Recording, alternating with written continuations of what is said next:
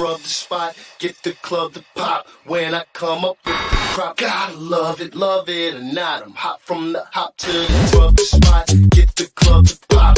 When I come up with the scrub the spot, get the club to pop. When I come up with the scrub the spot, get the club to pop. When I come up with the scrub the spot, get the club to pop.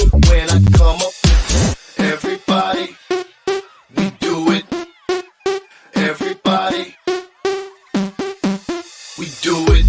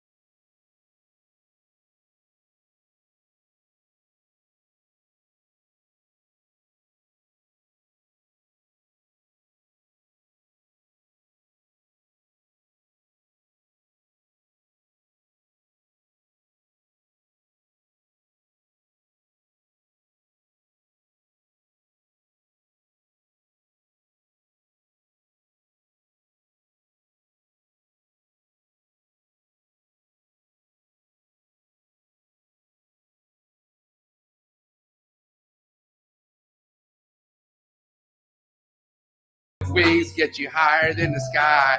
Oh man, my energy this morning is on point. What is good, my fucking trappers? How are you? Welcome to Trap Talk with MJ. You are now tapped into the coolest reptile podcast in the world. If this is your first time tapping into the coolest reptile podcast in the world, do yourself a favor. Do me a favor too.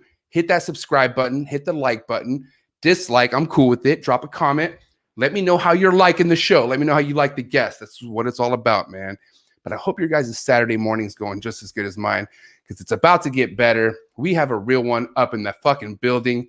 But before we get started, we're going to get started with the realest, hardest sponsors that you could possibly get your hands on, like the fucking freshest and bestest rodents delivered to your doorstep. Coldbloodedcafe.com. Shout out to the whole Cold Blooded Cafe team. But we're talking about $30 flat rate shipping anywhere from a day one Pinky Mouse to a mammoth rat delivered to your doorstep, professionally packed by the team. Love you guys, man. I'll see you guys next month. Yeah, that's right. I will be back in Indiana next month, baby. Got big things popping. Just like Focus Cube Habitats over in Texas, Flex in Texas. Shout out to Steven. Shout out to Ashley over at Focus Cube Habitats doing big things with their enclosures. PVC built. They did something really new as well that's fucking awesome, revolutionary, game-changing for anybody who likes to use tub-style enclosures. I'm not going to drop it here. I want you guys to go see it for yourself. Go to Focus Cube Habitats Instagram. Go see what I'm talking about. If you like tubs and you want to keep that kind of style of enclosure, they got something for you, man. Shout out to Jesse. Shout out to Freedom Breeder, the whole crew over there, killing it. Been killing it. Big things popping over there. Stainless steel racks. Freedom Breeder built in the United States. You got a Freedom Breeder rack. You know where it's at. Pat yourself on the back. That shit is sick. And you know damn well that Freedom Breeders never lose their value. Straight up. You know, that's the beauty about investing in a rack like Freedom Breeder. So shout out to Freedom Breeder, the truth. And then make sure we are not stopping the push on US art, guys. We got to continue to push. They need our help. They need our voice. Let's do this. Let's do this.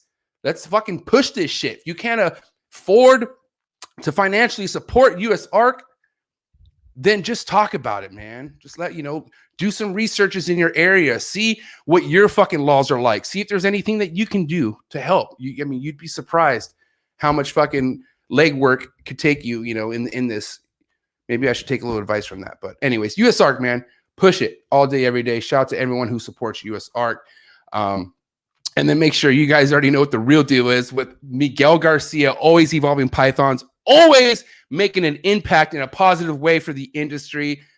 None of you guys have heard of Miguel Garcia for whatever reason, been living under a rock for the last 3 years. Man, go see what, if you need that kind of motivation of like, man, I need a push. What can I be doing to further my shit? There you go. Always evolving pythons. You can thank me later. Shout out to my boy Miguel. Thank you so much for sponsoring the channel. It means a lot, and you know that.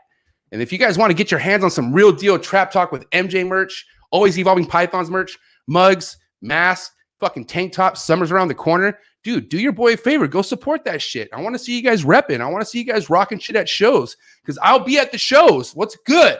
But yeah, man, go down to the link below, herpermerch.com. Shout out to Cedric for supporting the trap, putting the trap on there. Means a lot. You can also get your hands on some Unfiltered Reptiles podcast gear as well. Shout out to the ERP team all day, every day. But yeah, man, you guys already know what's good. And then just for you guys to wonder how you could get in contact with me and other ways to reach to me, make sure you follow me on Instagram, mjexoticscartal, an A, not an E. Trap Talk with MJ podcast. Make sure you follow those accounts on Instagram. I'm also on Twitch. Shouts on my Twitch viewers out there. Trap Talk with MJ podcast on Twitch. Come fuck with me on TikTok as well. I swear to God, that content's about to be coming. You know, I do have stuff up there right now, but I need more followers, man. What's up? Go follow your boy on TikTok. And then last but not least, shout out to my Patreon family, man. I love you guys. You guys know what it feels like to be a part of the Trap Patreon family. We are moving. We are grooving. If you out there are looking to be a part of some community where you just get so much information, no matter what the snake is, no matter what the info is, man, we even got a cryptocurrency channel in our Discord. Man, we are all about getting it, man. And if you're like, fuck, I need to be around that kind of energy, then go down to the link below. Fuck what anyone else says, okay? Go to the link below, you, and go down to the Patreon fucking family. Come join the Patreon family. Come see what it is. If you don't like it after a month, then dip out. Fuck, I'm trying to prove it to you guys. And guess what? I'm capping it at 100. I'm not putting any more Trap family members after 100. So we have room for like, I don't know, like 30-something more. So tap in if you want, and if you don't, it's all good too. But shouts on my Patreon family, man. I know you guys are all up in the building right now. I got to say what up. Let's say what up. All right, so Jay Hendo, what is good? You ready for a good show? I know I am. What is good? Kevin Forrest Bateman's in the building. Trap Patreon Savage right here. Another big Trap Patreon homie, Jacob. And then we have the big general up in the building. What is good? Martin, how are you? Elliot, what is cracking? What is good? Apex Mutations. I hope you're ready for a good show. And then, yep, you got the homie Oliver in the building. Oliver just hatched some sick-ass sunsets again. Way to go, Oliver. Thanks for sending me those pics. You know, I'm a fiend. But yeah, man, go check out this my boy Oliver. Go see what he just hatched out. Sick ass sunset shit. And then yeah, we have my homie fucking the Trap security real deal when you know fucking the general is just too busy to take care of shit. We got my homie Year Zero Reptiles in the building who will snipe you from 100 yards away. What is good, bro? They got other homie Savage Angel. What is good? Reptile Club. How are you, man? Patrick, what is good? Anders up in the building. What is good, Anders? I knew a real Chondro head would be in the building for sure. And I'm glad you're here, Anders G's in the building. Go follow my boy Anders, by the way, because he has some amazing Chondros. Another Trap Savage, Matt, what is good? How are you, bro? Good to see you. Mike, what is good, Mike? Cuddle Time Critters, it's a cute name. What up? Elite Exotics, how are you? The homie Tucker, I knew Tucker was going to be here. Andy Middleton, what's up, Andy Middleton? We're going to leave it at Andy Middleton because that's my boy. And yes, I am very heavily excited. Hold on. One last thing. One last shout out before we get into the guest. I do want to say happy birthday to my boy Michael over at Royal Morphology. Make sure you go follow my boy. It's his birthday, man. Go give him some of that birthday love. but he's also one of the cats that I actually sold one of my male white-lipped pythons to. He's one of the chosen ones. I didn't pick just anybody to sell this snake to, and Michael's one of them, man. So make sure you go wish my boy a happy birthday and go follow him for a birthday present for you from me, if you don't mind. Royal Morphology. Happy birthday, dog. Enjoy your birthday. All right. So this morning's guest, very excited. Yeah, I had him on Unfiltered Reptiles podcast. Was it enough? Not even a little bit. I've been wanting to have Dave D back one-on-one for a while. He's here. I'm very excited. I know you guys are very excited because you guys have been hitting me up. And enough is enough, man. We got my boy Dave D up in the building. What is up, Dave D? How's it going, MJ? Good. I'm so glad you're here, bro. You have no idea. What is up? Not a whole lot. Excited for the 3-day weekend. It's the very beginning of it, so it feels good. Right. All right. And then if I remember correctly, you're in Colorado? Yep. I'm in Denver. Right. How's the weather right now? It's gorgeous. We've had a great spring. A lot of rain this year. I read that that's because the La Nina situation is over, so the ocean warmed up a little bit in the Pacific, I guess, and that affects our weather pattern here. So it's been an awesome spring. Okay, awesome. Now, as far as the rain, right, having a lot of rain, how's that been for the snakes this year, pairing and whatnot? Well, it was a little late, so I don't think it helped with pairing, but it definitely helps with not running the air conditioner as much, which means the room stays humid and I don't have to run the humidifier. So that's good. Right. I think they appreciate it. Less work is better for sure. Nice, man. Well, hey, dude, before we get into things, this channel here, Dave, it's mainly influenced by a lot of new keepers, people who are just coming into the industry, and they're all motivated and stuff to learn about new things. Obviously, we have, past fucking chondro keepers or whatever here in the building too. But for anyone who doesn't happen to know what your involvement is in this industry, can you kind of just give us a quick little brief breakdown as far as what your involvement been and how long you've been working with the species that we're going to be talking about here? Sure. Yeah, I got my first snake when I think I was about 6. It was a corn snake, and I think on the last show I mentioned that I killed it within a few hours of owning it.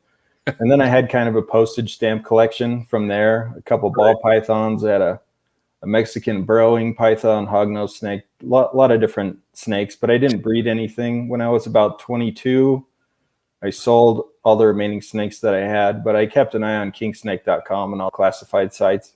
Right. And I jumped back in 2011 with some rough-scaled pythons. And in doing research on rough-scaled pythons, I grabbed the more complete chondro book because they're the closest relative to rough scales. And then I found the Morelia Viridis forum, and then I dove in from there. So I got my first chondro in 2012. And then I bought a shitload of them. So it's been about 9 years. 9 years in it. Mm-hmm. Okay, man. And it's crazy because it's kind of like you're talking about the species that you started and dabbled with. But like your first chondro, right? Like, was it as something as amazing as the stuff you're working with now? Like, did you go straight into designers, or did you just kind of like stumble across them as your addiction was getting bigger? She was really nice. There was a keeper named Greg Stevens who lives in Maryland, and he was one of the top guys at the time. Okay. And that he had a couple really nice females that he posted on the MBF, and I got one of them. She was solid black for the most part, but she was a little over a year old, and a lot of that black tends to fade, but she was a good one to start with. I only had her for about a year. She developed some kind of abscesses in her esophagus, so she had lumps about a third of the way down her body. Probably from some kind of infection. It sounds like it could have been from swallowing a mouse backwards, and then the nails of the mouse caused some trauma, and then she got an infection. I took her up to the Colorado State University Veterinary Teaching Hospital. CSU has one of the best vet schools in the country, and they have a teaching hospital where they teach soon-to-be vets. So I brought her up there, and they did surgery on her, and she just never recovered. I don't think surgery ever really works out for these things. Yeah. They're too sensitive. Exactly. And then it's an animal too. It's like, I just don't think, I think the chances for any animal to go under surgery of them like fully recovering and being how they once were, very unlikely. I'm sure they could live still, but like they're not going to ever be the same, I don't think, But Yeah. I could be wrong, but I don't know. I would just rather, me personally, like especially after talking to Marshall Mendez, I had Marshall on a while ago, and he's just like, he'll do his best to fight RIs. Like he puts them inside the incubator and he has his techniques of fighting RIs, but he doesn't give them medicine dosage or shit like that. Doesn't take them to the vet. Like he's like, if they make it, they make it. If they don't, they don't. It's like, you can only do so much. And like you said, you spend all this money on surgery, but like, is that animal, are you doing surgery just to have that animal around alive and say, hey, it's my beautiful pet? Or are you like hoping to keep this thing breeding or something, like that's, you have to ask yourself. Yeah, she never ate again. She was around for a couple months, but she was fucked up. She had, a couple inch long incision where they opened her up and cut out these masses. Right. I wouldn't do that for that situation again. Maybe for some other medical reason, but. Right. So Dave, 2012 was the year, right? Is when you started. That's when you got Chondro, your first Chondro, right? 2012. Okay. Yeah, I got a few that year. How much did you know going into it, man? Like honestly, like were you one of those guys who were just research before you got into it, or were you kind of like, well, let's see what it's all about and get into it? Like, how did you approach this? I did a lot of research because I found that forum first. I didn't just buy one at a show and then try to figure out what I was doing. But even after doing that research, that first snake I had in a pretty ghetto setup. I had her in a file box, a plastic file box that I got from the Container Store, maybe a 10-gallon tote type thing. And then I put water on the bottom, and then I had a ceramic heat emitter above it. So wow. It was a pretty ghetto setup, but it worked. Yeah, it worked okay. I don't know if that had something to do with her getting sick. Probably not, but that's not how I keep them now. We all have to learn somehow, but it wasn't a spur of the moment purchase. Right. Okay. And how heavy of a purchase was it, if you don't mind? Like, was it like in the thousands, or was it something more like, like, did you? My question is like, how much was your initial investment with your first Chondro? Like, was it pretty big, or was it like just kind of, She was $8,000. So. Oh, okay. Damn, that's crazy. You know what I mean? It's because, not crazy, like, not that you're a crazy person, but that's like, fuck, dude. Like, that's what a start. Like, what a start. $8,000 Chondro. But especially in 2012, where there's limited information. Like, yeah, you got books on it, but you don't have social media platforms like you do now, right? So it's like, man, you literally, I'm sure a lot of stuff we're about to talk about is stuff that was hands-on. I'm sure you had help along the way, but this is like experience that you're speaking from, I'm sure, right? Yeah. Well, the NBF's been around since 2005, I think. What's the NBF, if you don't mind? If you don't. On Facebook now, there are a couple of Chondro groups, and the one is called Morelia Viridis Forum Facebook. NBF. Okay, cool. And that is a spinoff from the website Morelia Viridis Forum. Oh, so cool. When forums were still active, that was the place to be. And then everybody jumped ship and went to Facebook. Sweet move. Just kidding. Yeah. And all that information is still available. That's awesome. You can go over there, and the search feature works pretty well. There are a lot of pictures still up. So when you get that $8,000 animal, and then your initial thought was, I need to get this thing thriving to breed, or was it more like, hey man, I love Chondros, I want to have it for now and maybe breed if I want to breed it later? But what was the initial plan with an $8,000 Chondro? I don't know when I had this thought, but at some point I had the thought of, I want about 8 of these things, 4 males and 4 females. Okay. So this is the first one, and I'll add more over time, and then I can start breeding them when they're big enough. Got it. Okay.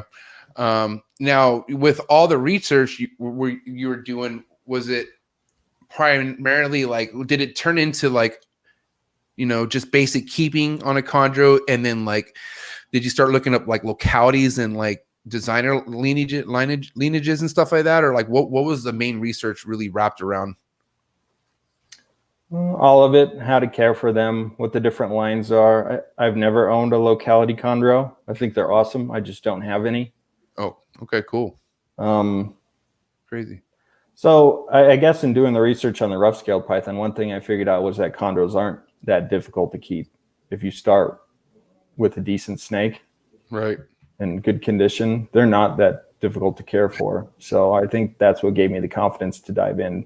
And I also, growing up, thought that they were extremely defensive, and that's not normal either. I would say 95% of mine I can just grab. Yeah. Even at night, you need a hook or something to let them know that your warm hand isn't a rat. But once you get them out, they're pretty mellow. So, yeah, I had that initial fear in my mind too, because I was told, oh man, they're so mean, and they can be just like any other younger snake. They could be really defensive and like, hey, like leave me alone. And they're so quick when they strike, and it's very subtle, like just. But after time, after working with the snake and just taking it out while you're cleaning, that kind of interaction, like they calm down. Here's a good example. Check this out. I just, Socrates obviously has some of your, we'll get into that, but Jesus.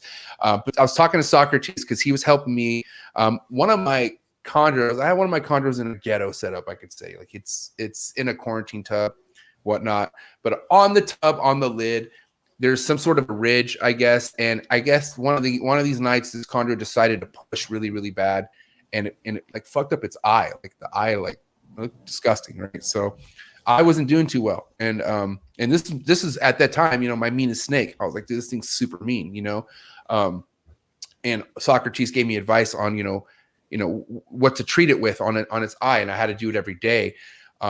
And I could tell the snake at first was just super agitated. Like I'm sure it was going through some sort of pain. But after the first couple times of putting that stuff on its eye, every other time after that, I could literally just grab its head. Like it was just like, I don't know if it just knew like, all right, this fool's like here just to help me out. But it just like a light switch. It just chilled out. And now I just open it and literally just, if I have to now it's healed, thank God. But, literally was just treating it every day, but just not even have to do much, I was first thinking, oh man, I have to take this thing off the perch every day. I'm gonna have to grab it by the head, but I don't know, man. I don't know if it was just a confidence, but it's chill. Like it's a chill ass chondro now, and it's doing great. And but it did come in very mean. You know what I mean? But I feel like through time they just kind of chill out for sure. Like it's kind of like I don't want to say a myth, but because there are snakes out there that just stay mean, but it's not common. It's not common. Most of my snakes are just, like you said, I could just grab them off the perch, or I could just grab the perch and they won't even care, But yeah, I'll tell you, there's a spectrum. Yeah, for sure. But I anytime I've been tagged is just by me not thinking, and like I do have like the younger chondros that like to perch right over the water dish, and if I'm not careful and I just go grab that water dish and I if I happen to go right in front of their face, they're usually going to hit me. So I tend not to work too fast. You know what I mean? I gotta, because no one likes to get bit by a chondro, even though it's like it just don't hurt. I don't want to. Have you been bit by an emerald? No, dude. Thank God. Yeah, that's different. Yeah, I'm okay with that. I mean, I luckily the ones I have are just like my chondros, super chill. I could take them right off the perch. They were kind of sketchy in the beginning, but now they're just super chill. But goddamn, bro, their teeth. Yeah, I can only imagine. Chondro teeth on steroids for sure. Yeah, they're like they have more like bone structure, like like just. Oh, bro, yeah, I'm good. Shit, and I'm just very careful around them. Like I always respect when I have an emerald around me. I'm not just like, you know what I mean, like at all. Like even with the chondros, I don't do that. I just.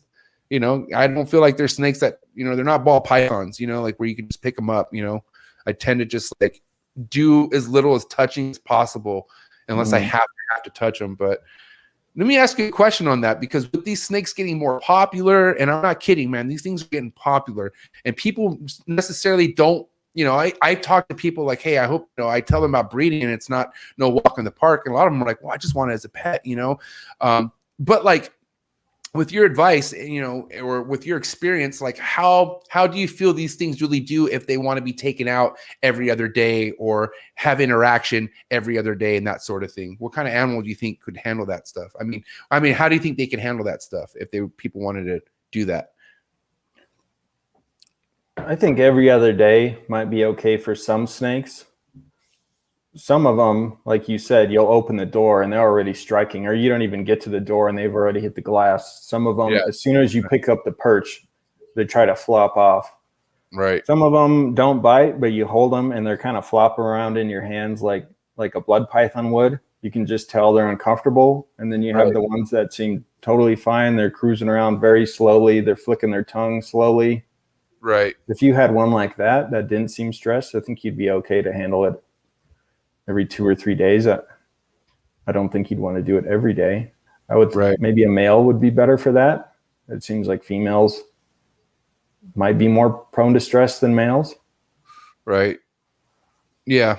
I mean, because it's something where I would hate to. I mean, me personally, Dave, like, if I ever get to the place, if I ever get to the stage of like producing chondros, like I would never. It would all be, I would be down to trade it with someone else, like who I really know, but I can never hand something that takes this much work over to somebody who just wants it as a pet, or something where like, hey, let me see how I could do with it. Like that would never happen with me. Unfortunately, it's just not, I may not even be at that point, but I'm just saying, like, it's just like, I don't see these things ever getting into the market like the ball pythons are, or anything like that, where they're just like, America's favorite pet. Like, yeah, I'm going to get my son a green tree python. I mean, what do you think? Yeah, they're hard to produce. They're a little bit tricky to care for. They're not bad, but they're not like a ball python. It's kind of hard to get good eggs. Incubating them can be tricky depending on the condition of the eggs. The babies aren't always the easiest thing to get feeding. Right. They're pretty delicate. A lot of people like to put them in setups that aren't ideal. So then that's a struggle. So yeah, I don't think they were going to be super popular. Now, like you said in the beginning, if you get your hands on a healthy, established chondro, they're pretty straightforward to take care of. They're not hard, right? But in your experience, if you want to do the best you can for the chondro and have hopes of pairing it and stuff like that, what would you say? I mean, or what do you currently keep your adult chondros in? Like, where do you house your stuff in and whatnot, and what do they breed in? And if you don't mind breaking that down. Sure. I recently got a bunch of cages from your sponsor, Focus Cube. I got new cages for most of my adult females. I had a lot of them in 2-foot cubes. Nice. And then I had a lot of other ones in, they're called Vision 222. So they're slightly wider than 2 feet, but the other two dimensions are 24 inches. Okay. The cages I got from Focus Cube are a little bit wider. They're 30 inches wide. And then they're lower. They're only 18 inches. Nice. And the reason I did that is because I realized that in a 2-foot cage, if you have a 40-watt heat panel, that's taking up half the real estate on the top of the cage. And then you want this was my line of thinking anyway. I wanted the snake to have the ability to reach their water on the bottom pretty easily. So I thought, well, I'll put the perch in the middle, so 12 inches off the ground. Well, that's a little bit too far from the panel. So then you have your panel running pretty hard to get that 12-inch spot warm. Right. And then you don't have any gradient on the other side because the cage is only 24 inches wide. So I went with something lower so they can reach their water, and something wider so they have more of a gradient. And I went with Focus Cube in large part because they have swing doors. Love them. Because they're way easier to clean. If you have to take the puppy pad or whatever you're using as substrate out, you don't have to lift out each piece of glass and put it on the floor and then wipe it. You just open it and then you clean it. So swing doors are the way to go, in my opinion. How many of your enclosures are bioactive? None. Sorry, I don't mean to laugh. I'm just because I knew you were going to say no, but I'm just curious because that's another big thing. Nothing against bioactive enclosures. I just came back from Miami Zoo. It's pretty fucking cool. They had dart frogs and shit in it, but for the ideal keeper, not ideal keeper, but for a private keeper, who wants to get their first chondro, like, I mean, is it really wise to start off with a bioactive enclosure, you think? I think it could be done, but the way most people approach it isn't ideal.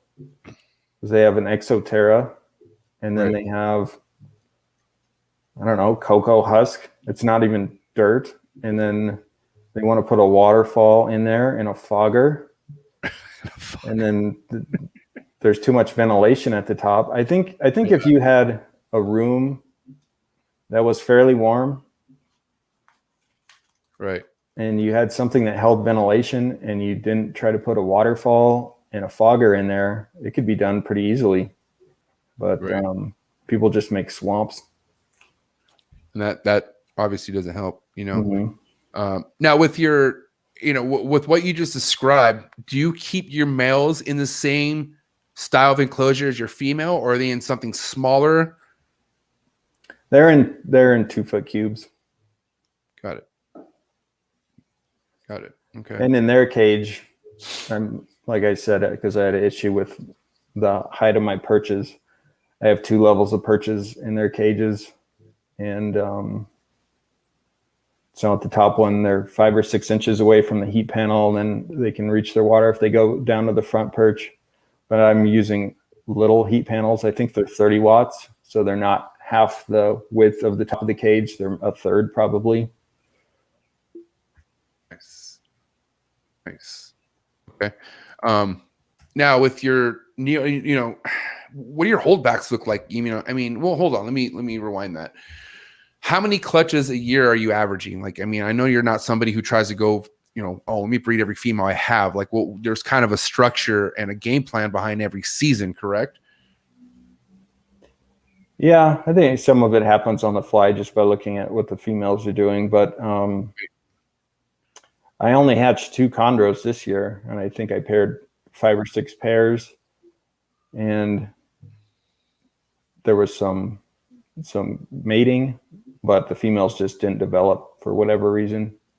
I don't really have much of a game plan. I would like to produce more than 2 chondros a year, and hopefully with these changes that I've made to the cages, I'll have better luck this coming year because I'll have more of a choice of where to sit. But ideally, I would like to produce 2 or 3 clutches of 10 or 15 babies. That'd be about as much as I could handle because I like to hold them back until they change their colors. And they're shit machines for the first year of their life. So smart. 30 or 40 is about the max. You'd be cutting yourself short by getting rid of something that you don't even know what it's going to turn into. You know, you have no clue. Like, it could be just something that you have now, which is just next level.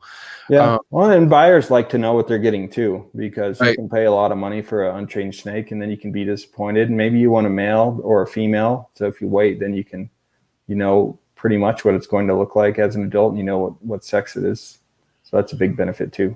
I'm sure there's somebody out there, Dave, who would just take your word for it, and they want your snake that bad. I'll tell you that right now. I mean, let's be honest. How crazy is your wait list? I mean, or you don't have a wait list. Everything's on your website, right? So you post it, and once it's there, it's gone, type of thing, right? Yeah, I have a notification list. Right, notification. I'm just going to email blast whoever, and I get about 2 new people on that list a day. Sweet. And it's all about who's consistent, huh? What do you mean? Well, I mean, like who's like, you know, just on top of the notifications. Like if you send something, like whoever's waiting for it, you know what I mean? Yeah. Yeah. It's whoever's just looking for it, just waiting. Cause you know, you never know when it could be, but, now your neonates, man, your smaller chondros, you preferably like to keep those in what style of enclosure until they get to an adult size? They're in a 6-quart rack, and I use wet paper towel as a substrate, and I'm not talking damp. It's soaking wet, but I don't mist them. And then I have little plastic perches in there. Like hanger hooks type plastic perches? They are little ladders that I had machined out of sheets of HDPE. Oh, cool. So they kind of look like a lot of the 3D printed perches, but they're made out of a different type of plastic. Tight. It's dishwasher safe. It can withstand the high temperatures of a sanitized cycle in a dishwasher. That's why I like those. Dang. I want to answer a question from my man real quick because I know the question. I know the answer to this, but on your focus cube habitats, how do those swing doors feel? Do they feel pretty durable, or do you feel like they're kind of flimsy or whatnot? They feel good. Me because the cages are 30 inches wide. I think that's about the maximum width you'd want that door to be because of the leverage. You know, the longer it is, the more strain you're putting on those hinges. But they work well. Right. Awesome. Thanks for that. Sure. Okay, so we were talking about your neonates and whatnot. If we could talk about real quick your beginning stages of producing chondros, like what was the learning curve like for you hatching chondros? And we could just, obviously there's stages, right? Like there's locks, they drop, ovulation, she drops the eggs, but I feel like a lot of people could get the eggs, but then things go south inside the incubator at a certain point in time. So what was that like for you in the beginning? Were you just kind of just nailing it, or were you going through some struggles in the beginning as well? And while you're saying that, I'll be right back. I could hear everything, so just keep talking. Okay. Well, I think my first clutch, I had a lot of beginner's luck. I paired two of my nicest blue snakes. I saw them lock up a few times. The female ovulated. I caught that. I got some pictures of it, and then put in the nest box a few weeks later, I guess, 40 days later, and she laid. And that was probably my nicest looking clutch. All the eggs were pure white. They were nicely adhered together. They didn't have any bumps. They didn't have any windows. She laid 15 eggs, 13 hatched. Feeding them wasn't that difficult for that clutch. There was one that I didn't get going, and now with the experience I have, I know I would have been able to get it going without any problem whatsoever.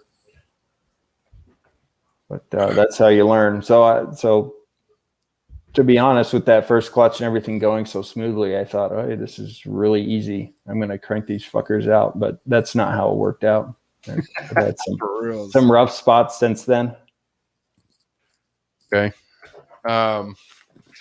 So what are some of the common, because every clutch is different, right? But I feel like your chances of an egg going bad out of a 15 egg clutch is pretty high, no matter how fucking good your incubator is, I feel like. But do you feel like there's a secret maybe to having everything go, or is it just a crazy luck of the draw type of thing?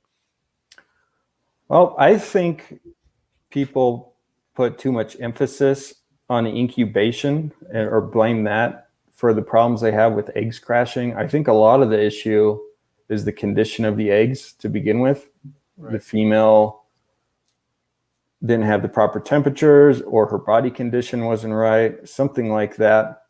Maybe she was paired up too late in the follicle development process. But I think if you have strong eggs with strong embryos and you don't let them dry out and shrivel up like raisins, or you don't let them get wet and you keep them, 87 degrees, I think they're pretty sturdy. The problem is getting eggs that are healthy to begin with. And I've had a lot of issues with eggs that have really thick shells, and sometimes they're bumpy, and I'm not sure what causes that, but they don't dent like they should as the incubation progresses, and I haven't had very good hatch rates with those. So I think that might be from the lack of gradient that I talked about earlier. The females need to cool down at night to properly shell the eggs, but I'm not sure.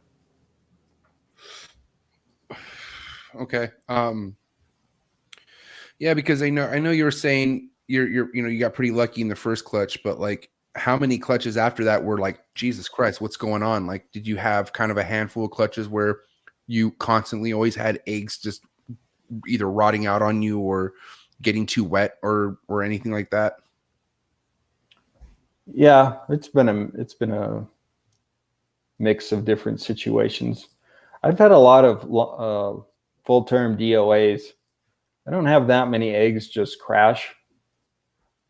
Normally I get to the end whenever, you start getting excited, and then you get kicked in the balls. So that, dude, right? Oh my God. And it's you cut the egg open, you're you look perfect. What the fuck happened? Yeah. And their heads just either down, either drowned in their own yolk or some shit. I don't like I had 4 of those yesterday, or not yesterday, excuse me, last year out of my one and only clutch. You know, I got down to 7 eggs, and they all look great. And then I just noticed nothing was happening. One made it, but then the other ones, like 4 of them, 3 or 4 of them, I can't remember, but they were all perfect, like perfectly formed, just not out of the egg. And I was like, what the fuck was this all about? Like, super frustrating, bro. But yeah, it's kind of funny how you can start with a dozen or 15 eggs, and then you candle them, and 2 of them are infertile. So then you're down a couple, and then you put them in the incubator, and a couple of weeks later, 2 of them get wet and start rotting. So then you're down a few more, and then a couple of weeks later, you lose a couple more, and then at the end, some of them don't pip, and you cut them open and they're dead, and maybe you get some that do hatch, but they could have kinks or whatever. So if things don't go right, there are a lot of ways for these things to not hatch. How many times? On the other hand, there are people who hatch 100% clutches pretty regularly. So yeah, just got to get it dialed in. I think you're for reals. But you know, it's funny. I've had some of those people on this show, and even they say that they go through so much death. You know what I mean? like, it's just, if you're working with chondros, no matter what, death is in your future. Like, it's going to happen. Like, it's just like, these aren't just a perfect established animal. Like, they're not ball pythons. Like, they're not like, I don't know.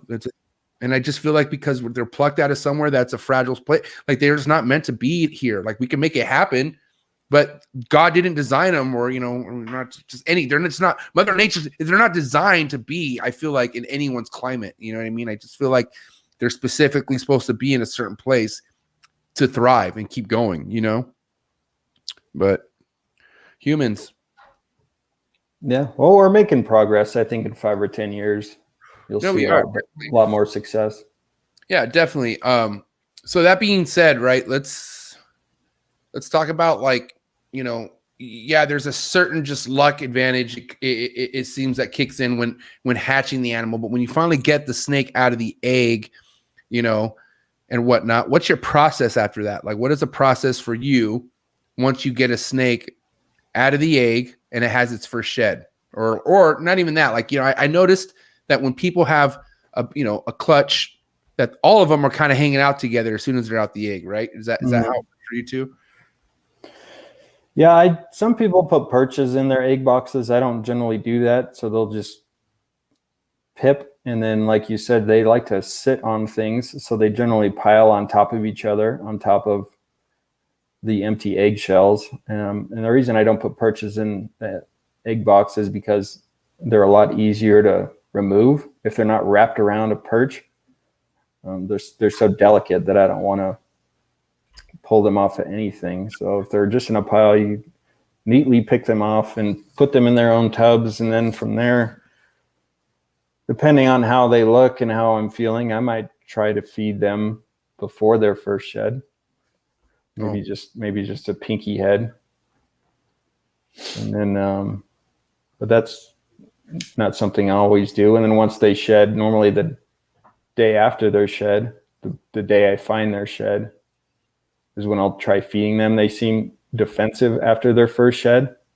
So that's a good time to try to get them going. Right. Now, there's also different stages of a neonate personality-wise, right? Like, you have ones that strike, you have ones that just don't fucking want to do anything with anybody, and then you have ones that take off on you, right? Like, there's so many different styles that you could encounter when producing a neonate. But if we could talk about real quick your technique of trying to get them to take a pinky head pre-first shed, right? Like, how much effort are you putting into that? Like, are you just like, maybe just like, oh, let me just see if they take it? Or are you sitting there like you would on a normal feeding sesh and you're really trying to get them to take it? Like, how far do you push that? For any attempts before their first shed, it's like what you said at first. I don't put a lot of effort into it. I just see if they're willing. And I do that because if they are, then that's 1 or 2 or 3 fewer chondros that I have to worry about after they shed. They can be a pain in the ass. So I look at it as baby steps, or just chipping away at getting the whole clutch to eat. But I don't sit there for 10 or 15 minutes trying to get one to eat that clearly doesn't want to eat. Okay, now let's take that into the neonates that do shed, right? So after their first shed, if we could talk about the ones that don't take that pinky head pre-shed, let's talk about the ones that you do offer after their first shed. What's your your routine with those? Like how often? I mean, how much time are you spending trying to get one snake to eat its first meal or second meal before you move on to the next one? Well, to start with, it really helps to have the right type of feeding tongs. And I use some tongs that were recommended by Buddy Buscemi. Right. They are very thin. I got those. You do? Yeah, they're for putting together toy train sets, I guess. You know, if you want to put a little tree right there in the village. Super light. Like they're very light. Like Yeah, they're light. My hand will cramp up if I use the big tongs that I use for adults. If you're trying to hold a pinky with those, your hand will cramp up, and then you start getting frustrated, and then you don't have a good approach. So those are super helpful. I normally start with a thawed pinky, and sometimes they'll just take that down. Normally it takes a couple taps on their neck to get them striking and alert. If they drop that a few times, then maybe I'll go over my freezer and get some chick down and put that on there, and then I'll get some more of them to go. And that's probably it for my first attempt. And then I'll try again a few more days, see if I get any more. I don't wait super long to assist feed anymore because I don't see the point. I guess I skipped over the part with heads. So like you said, there are different types of babies. On one of Rico Walder's podcasts he was on, he did a good job of describing them. They're the ones that cooperate. And then you have the tuck and hide ones. And those are the ones that act like ball pythons on the perch. They just ball up and they won't stick their head out. They won't tongue flick. They won't do anything. And then you have runners. And as soon as they see you, they freak the fuck out. The worst. Yeah, the worst. And then the second best ones after the ones that just willingly eat are the ones that are pissed off. They'll strike at you, but they're not really interested in eating. But they're the second best because if you use those little tongs and you have a pinky head on there, you can get them to strike it in a way where they can't get it out of their mouth and they eventually swallow it. So that's a good start. Right. And like you said, the reason why you offer a pinky head and not a full is just because the likely of them not dropping that head once it's in their mouth is like they're going to eat it, versus a body. They could just kind of freak out over a body, you think, right? Or it could be maybe too big. Yeah, even with the head, they'll thrash around and try to rub it on things to get it to fall out. Right. But they can't with the head. If you try to get one to eat a full pinky by getting it stuck in their mouths, they would just drop it. The weight pulls it out of their mouths, so that's not very effective.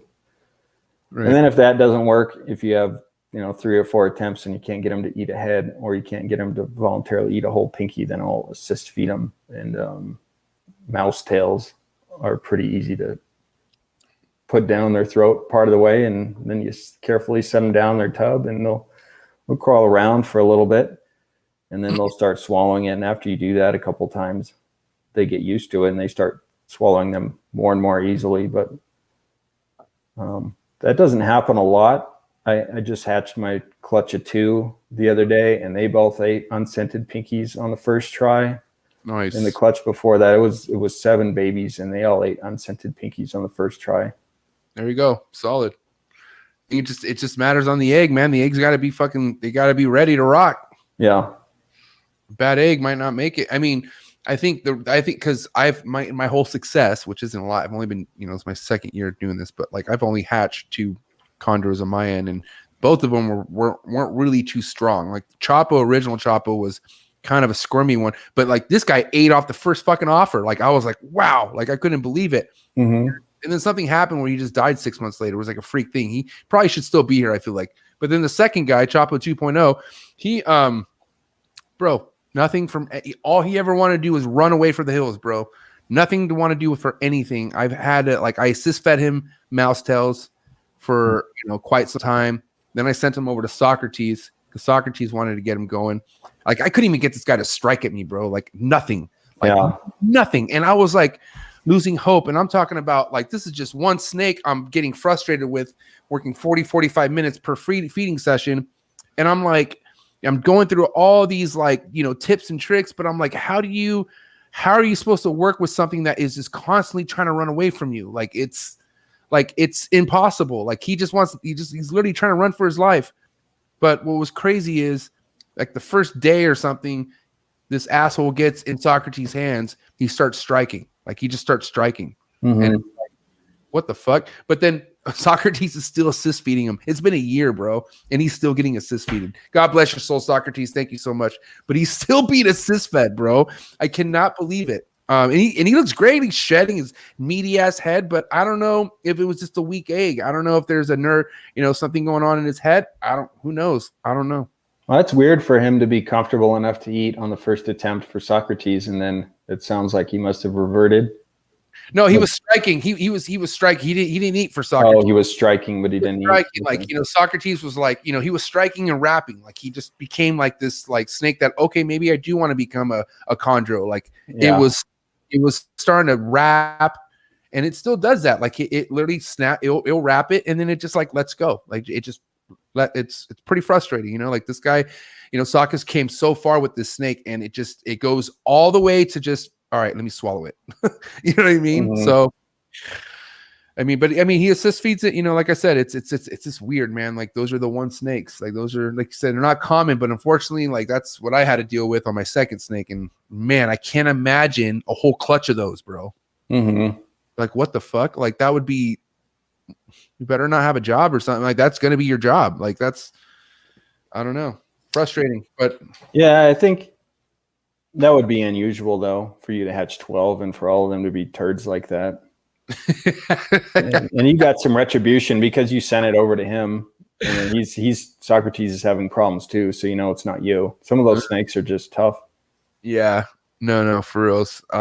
Which is why I'm like, in my head, man, like, listen, I have about a dozen. I don't want to say a dozen. I have about 8 females, right? But never in my mind am I like, all right, if I got 8 males, I'm shooting for eight clutches. Hell no, bro. Like I'm so. Like if it's one thing that these 2 little snakes have taught me is how practical I need to be, especially if I have other stuff I'm working with. Like, you know, the chondros is a fun thing for me. Like it's, you know, my ball pythons is what pays my bills right now. Like that's how I survive. So I got to make sure like that's my baby. You know what I mean? But at the end of the day, man, I dream and sleep, eat everything chondros. I'm just obsessed with chondros, bro. Like those are it for me. I love emeralds too. Don't get me wrong, but in my eyes, man, if you know, number one in my head is a chondro. Like you just can't beat it. So I'm working towards it day by day, you know, having fun. That's all I want to do is have fun, you know? Yeah. Well, it's a numbers game. Definitely. You could pair up a bunch. Some of them will want to eat and some of them won't. And then you can decide how far you want to take making them want to live. How many females have you had lay for you that just stopped after that? Like, have you ever had any females just give you one clutch and you haven't gotten shit after that? Or do they just take normally like a year or 2 off and then they get back going? For laying a second clutch? Yeah. So like, let's say you have a female who laid a clutch for you, right? But then like you couldn't get her to lay after that. Or have you had any of that kind of experience with any of your females? I'm sure I have females that I've only had one clutch from or one good clutch from. I've had, I can think of 4 that I've had multiple clutches from. Nice.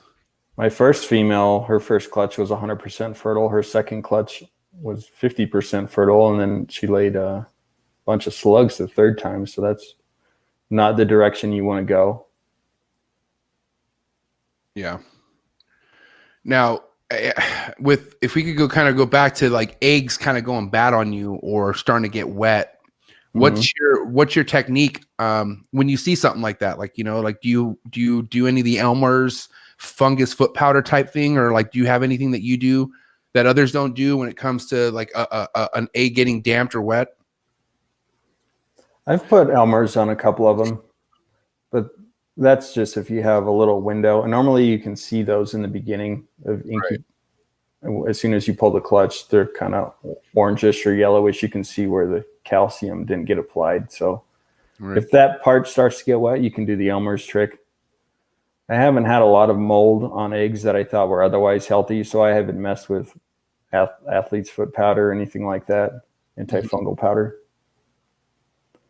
That really hasn't been my issue, eggs getting wet. Like I said, most of the time it's issues with full-term DOA. Are you somebody who prefers to separate the eggs off a clutch, or do you like to keep them all bulged up, like all bunched up together? Like, what's your preference on that? I separate them. Okay. And like, do you keep, even if you have an egg that doesn't look too hot, are you keeping that egg with the other ones, or you put that in its own ordeal, like in its own little box? I'd put it in the same egg box and set it off to the side. Okay. A lot of people think like if that goes bad, it's going to spread to the other eggs. I mean, what do you think about that? I don't think there's much risk of that if they're not touching. Okay. Right. And, people like to argue about that, whether or not they should be separated and whether or not a bad egg can make good eggs go bad. And I don't think it's a black and white thing. It depends on a lot of factors, because certainly I've seen pictures of babies hatching out of clutches that look like moldy shit. But then there are other examples where there was a domino effect. One egg went bad and it got the others wet. And a lot of times these eggs don't tolerate wetness very well, and then they all crash. So if you want to err on the side of caution, I'd separate them. Okay. Yeah, that's good advice there. Now, when it comes to like, your substrate or whatnot, like, I mean, where are you putting your eggs in? Like, is it on a light fuse, plastic light fuse type thing over a substrate? Is it over water? Like, how are you hatching your eggs? I use sim containers. Sims, another sponsor. Yeah, there you go. Dave D uses Focus Cube habitats and he uses Sims. Please continue. Sorry. And I've used a few different types of substrate in those sim containers. I like the large sim containers. The small ones seem a little too small. Yeah, the XLs. XLs is where it's at. Yeah. So I use the XLs. And sometimes I just put water in the bottom. Sometimes I put really wet perlite in there just to keep it from splashing around. Yeah. Yeah. A couple of clutches ago, I used the sim container, but I put vermiculite in it, and I put the eggs directly on the vermiculite. So I just mix it up. How'd that do? I think I hatched 10 out of 18 eggs. I don't think the vermiculite was the issue. I used pretty dry vermiculite. Okay. The recommended mixture is 1-to-1 by weight, water to vermiculite, and that's assuming that your vermiculite is really dry to begin with, because if you're in Florida, it already has a decent amount of water content in there, so you might be too wet if you double up the weight with water. But that worked pretty well. I think I'll do it again. Nice. How long have you been using sim containers for? Because they've been around for a minute, so I'm just curious. I think every clutch I've had was in a sim container. The first ones were the small boxes, and I split the clutch between two. But that's all I've been using. And sometimes I put holes in them, and sometimes I don't. Just mix it up.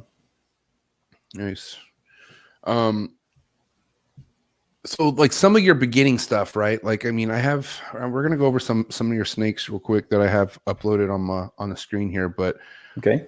Some of your beginning productions, like, was it all about holdbacks in the beginning for you? Like, were you just like, oh, okay, I need to create an army, or were you just like, let me try to sell some shit? It's all about holdbacks, but I only want to keep 2 or 3 from a given clutch. There are some clutches I only have 1, but I do this because I like them, which is why I keep them for a year, so I can keep the ones that I want. Right. Okay. So it's all about holdbacks and the next generation.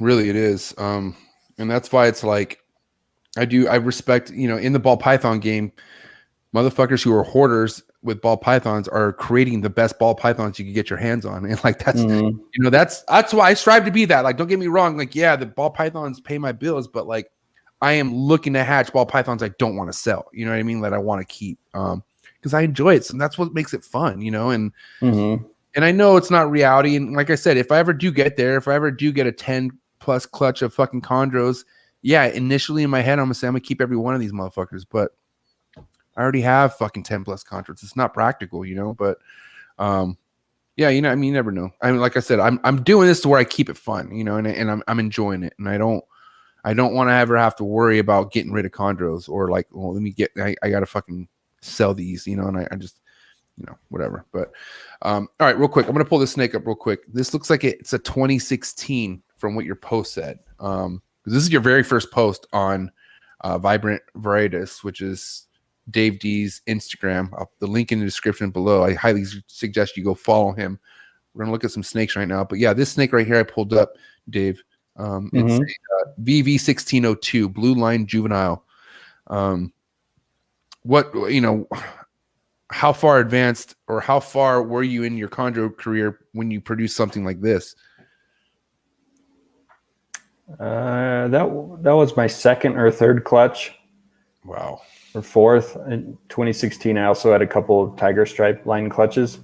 So this snake is from a blue deuce little Stevie male. If people are nerds and they know names of these snakes, so that's the male that I have. His ID is SSBE 1109, and then I bred him to a female from Sky and Topaz.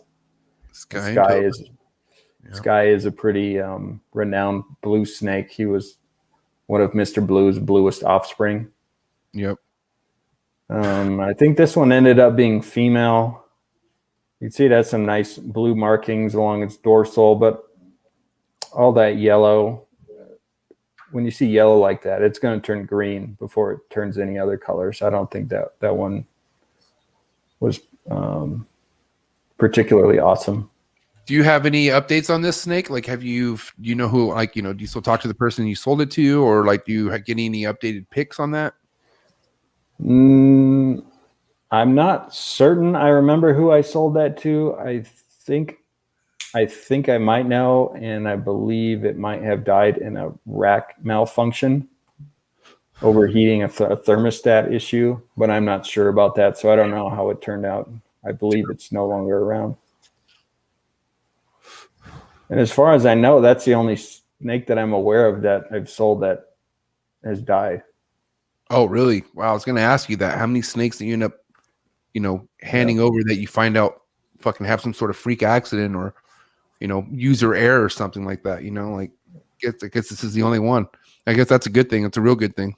Yeah, there are probably others out there, but I think the way I sell them, with them being a year old and they're pretty sturdy.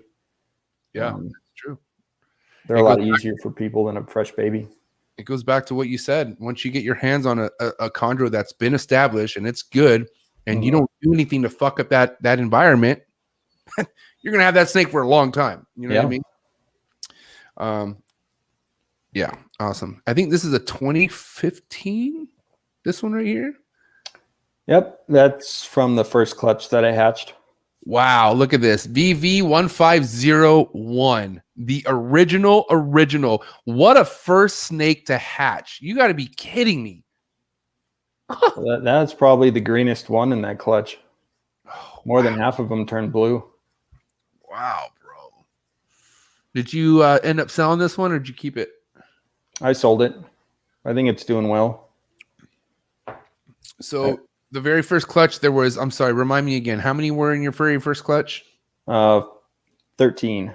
13. And what number did you keep at? Excuse me. What number did you keep out of that 13? I have 2 of them still. Okay.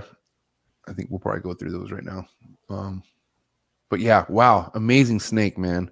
And that the first pairing that you had was from the $8,000 female that you got, right? No, she died. She was the one that had surgery. That's right. Died. So you never got a clutch out of her ever? No, she didn't even make it to adulthood. She was 2 or 3 when she died. Fuck. Welp. So your very first pairing was what then? What was your very first pairing?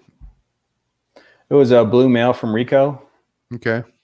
And a sister to that last female that from the previous snake that we looked at. There was another sky topaz female, but a much bluer one. Wow. So they were both blue. Wow. Rico Wilder, man, like what was that like? Like crossing paths with him. How did you cross paths with Rico? Like how did, like, if you don't mind, I'm a huge, like, I've heard so many stories of Rico from Forrest and other people. So I'm always interested. So how did you get to meet somebody like Rico Wilder and not only that, get his snakes? Jesus. Well, I didn't know him very well. I met him at Tinley. I think that was 2012 when they had the Chondro Coalition. They had a group of tables set up in the back with multiple green tree python sellers. So I met him briefly there.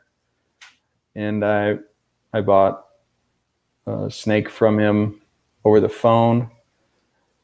And then we had the International Collective Arboreal Symposium in Maryland in 2013. And he was there, and that was when he was very sick. So I chatted with him a little bit. He was having breakfast one morning with some of his longtime snake friends, and I just joined them.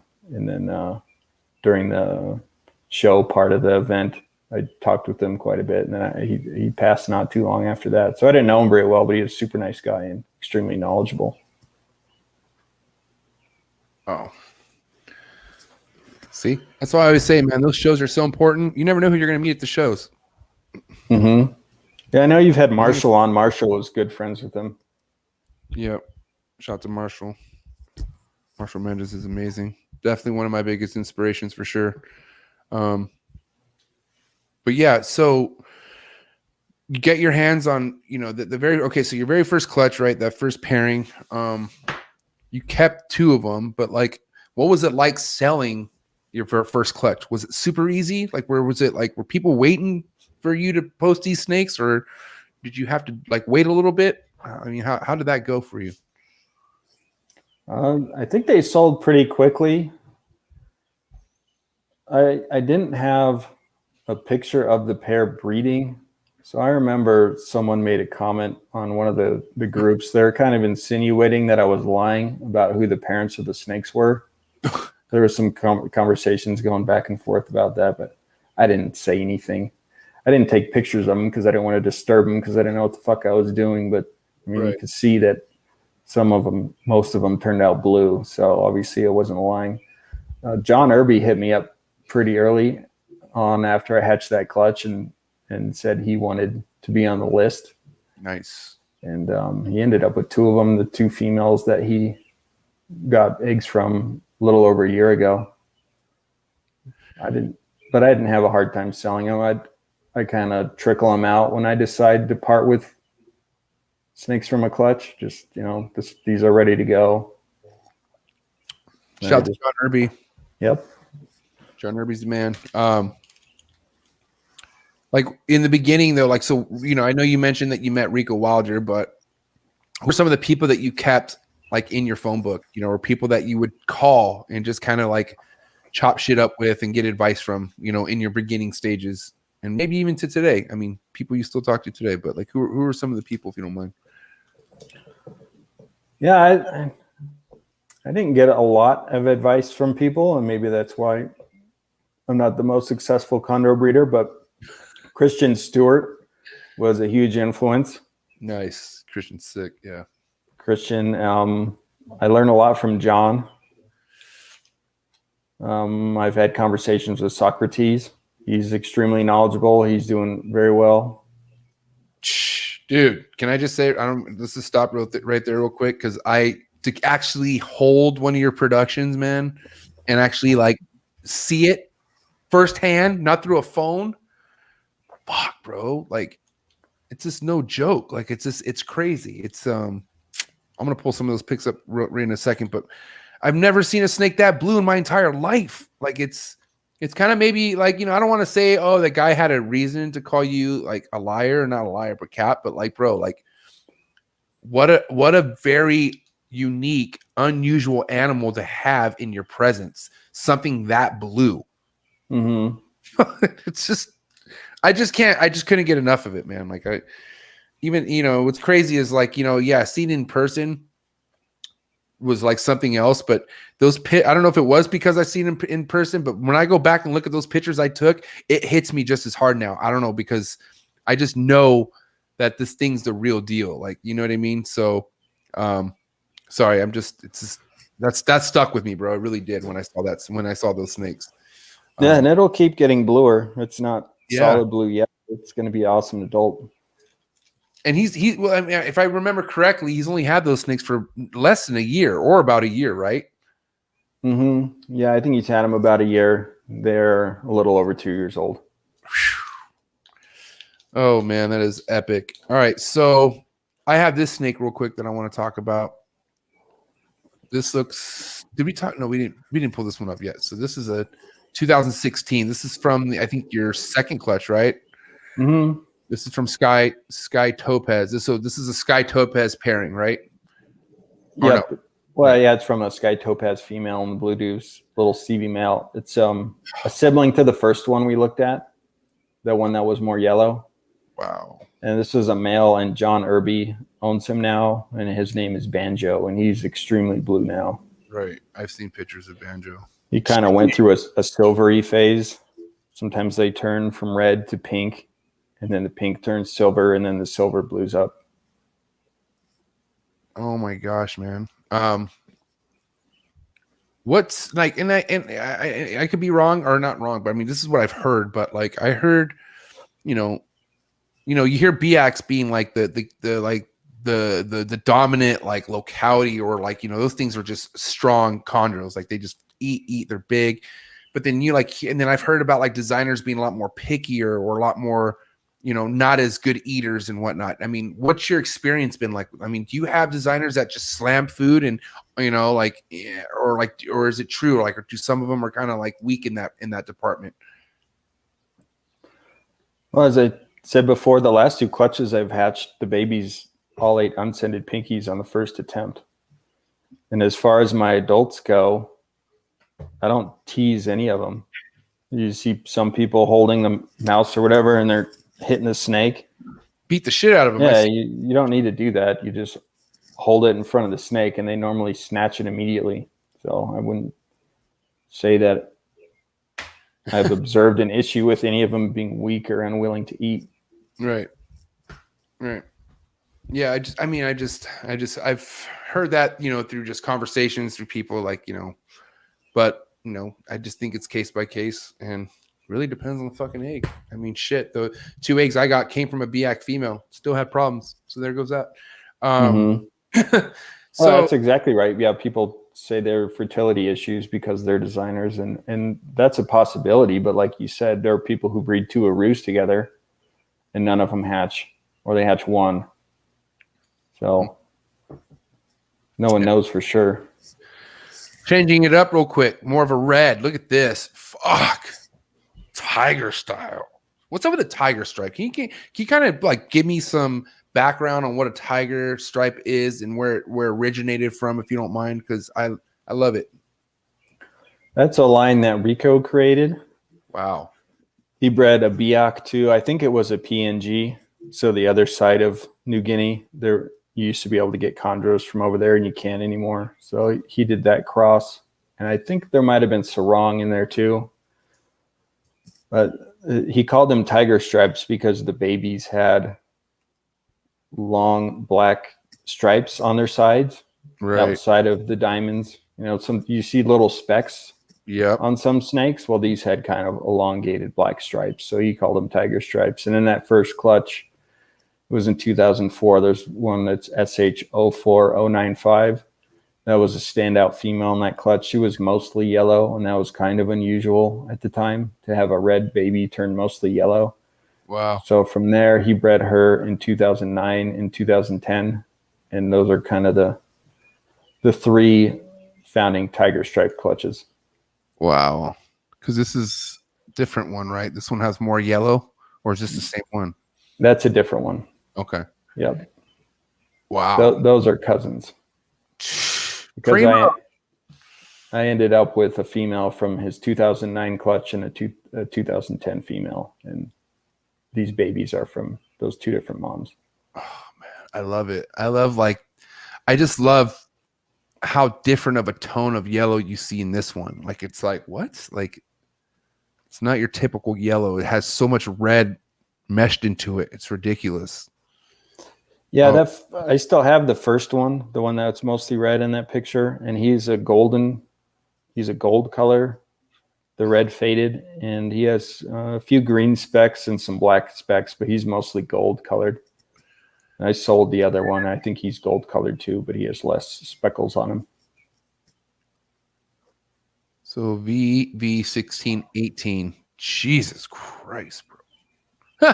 Sell? Come on, guy. Keep it moving. Go to his website. Hit the notification. No, but dude, whoa, look at this, man. So Cyclops Sarong. So the pairing was a Cyclops to Sarong. Is that right? The female. Oh, okay. Actually, I think I have that mislabeled. I bred a blue line female that's SH10030 to a Bushmaster New Blue snake. This one isn't a Cyclops Sarong. Wasn't the mother. I have this mislabeled. Okay. And I only hatched 2 babies from that clutch, and then I kept this one. She's a female, and she's actually pretty ugly chondro. She's kind of dirty looking. She's not blue at all. Well, why don't you just go ahead and send me that piece of junk? I'll take it. All right. Don't play with me. Don't play with me, David. God. Anyways, that's fucking fire. Look at this thing. Wow. This is what I'm talking about. This is like the yellow blue, but like I could see more yellow popping out. But what was this from, man? So this one is from the Cyclops Sarong female, bred to the same male as the last one we just looked at. This is a holdback male that I still have. Wow. And he's blued up, and his eyes are no longer reddish. And he's what? He's already 5 years old. So he's been paired up. He's been doing good for you. I haven't bred him with anything. Oh, wow. Hanging out. What's the game plan for that? Oh, wait, there's no game plan. My bad. Yeah, there really isn't. I have other bluer males that come first. Oh, my God. You have like second stringers and third stringers? I bet you do. Kind of. Kind of. You bastard, man. I can only imagine what your lineup looks like. Oh, I mean, we're going through it, but fuck, like we're not looking at everything you have. What is your total chondro count? I mean, if you have that on top of your head. It's between 70 and 80 right now, including babies. Yeah, 30 or so babies and yearlings. Wow. Dreamy.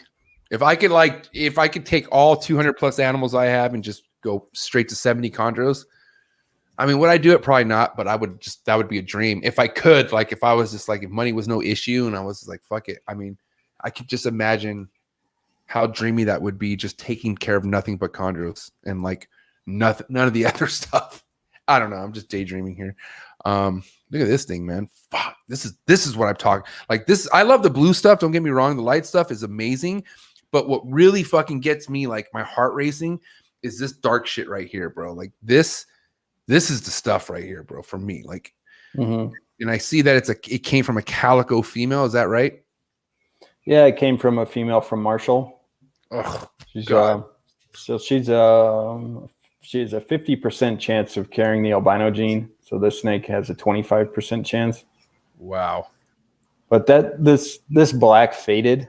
Almost all of it faded. So what she ended up passing, but she turned mostly bluish. She was bluish green, and a lot of times you see black yearlings like this, and the black doesn't stick around. A lot of it will fade, especially when it looks like this, where it's somewhat transparent. You can see little specks of green popping through. That's not the kind that stands the test of time. How long do you think this? I mean, if you could recall, like how long did the black stay around for on this snake, and before it kind of like faded away? She was probably 10% black when she was 2. Okay. Wow. They can lose a lot of it. Do you know how she passed, or you remember how she passed away? She was impacted. Okay. Damn. And how you can't really do anything to prevent that, or can you? Like, how does that I mean, what's impacted? Like, I think I don't know if she wasn't doing a good enough job hydrating herself. She had some kind of intestinal issue. Way to go, Chondro. Fuck. Drink the water. Damn. Look at this thing. That's a sibling of the one we just looked at. That's my male holdback. What? Siblings? So the same clutch? Mm-hmm. You've got to be shitting me. Yep. These are siblings. Dude. Nuts. That is amazing. And you still have this one, right? Mm-hmm. You have a name for him? VV 1801. All right, cool. Solid. I mean, 01 is what I would call him for sure. And that's number one in my heart. Like, that thing is badass. And that's going into his adulthood, or he's probably already an adult, right? 3 years. He's 3.5 now, I think. Okay. Now, I'm very curious, okay, because we talked about you establishing your chondros off pinky heads in the beginning, but when you have a chondro that becomes an adult, like a male, like, what are you feeding your males, and how often are you feeding them? So as far as the pinky heads go, I only do that if they're not willing to eat a full pinky. That's just for the ones that are pissed off and don't want to eat on their own. Okay. And then for adult males, I mostly feed them adult, but not jumbo mice. And normally every 3 weeks. Sometimes I'll give them a weaned rat and space it out to once a month. Mostly adult mice.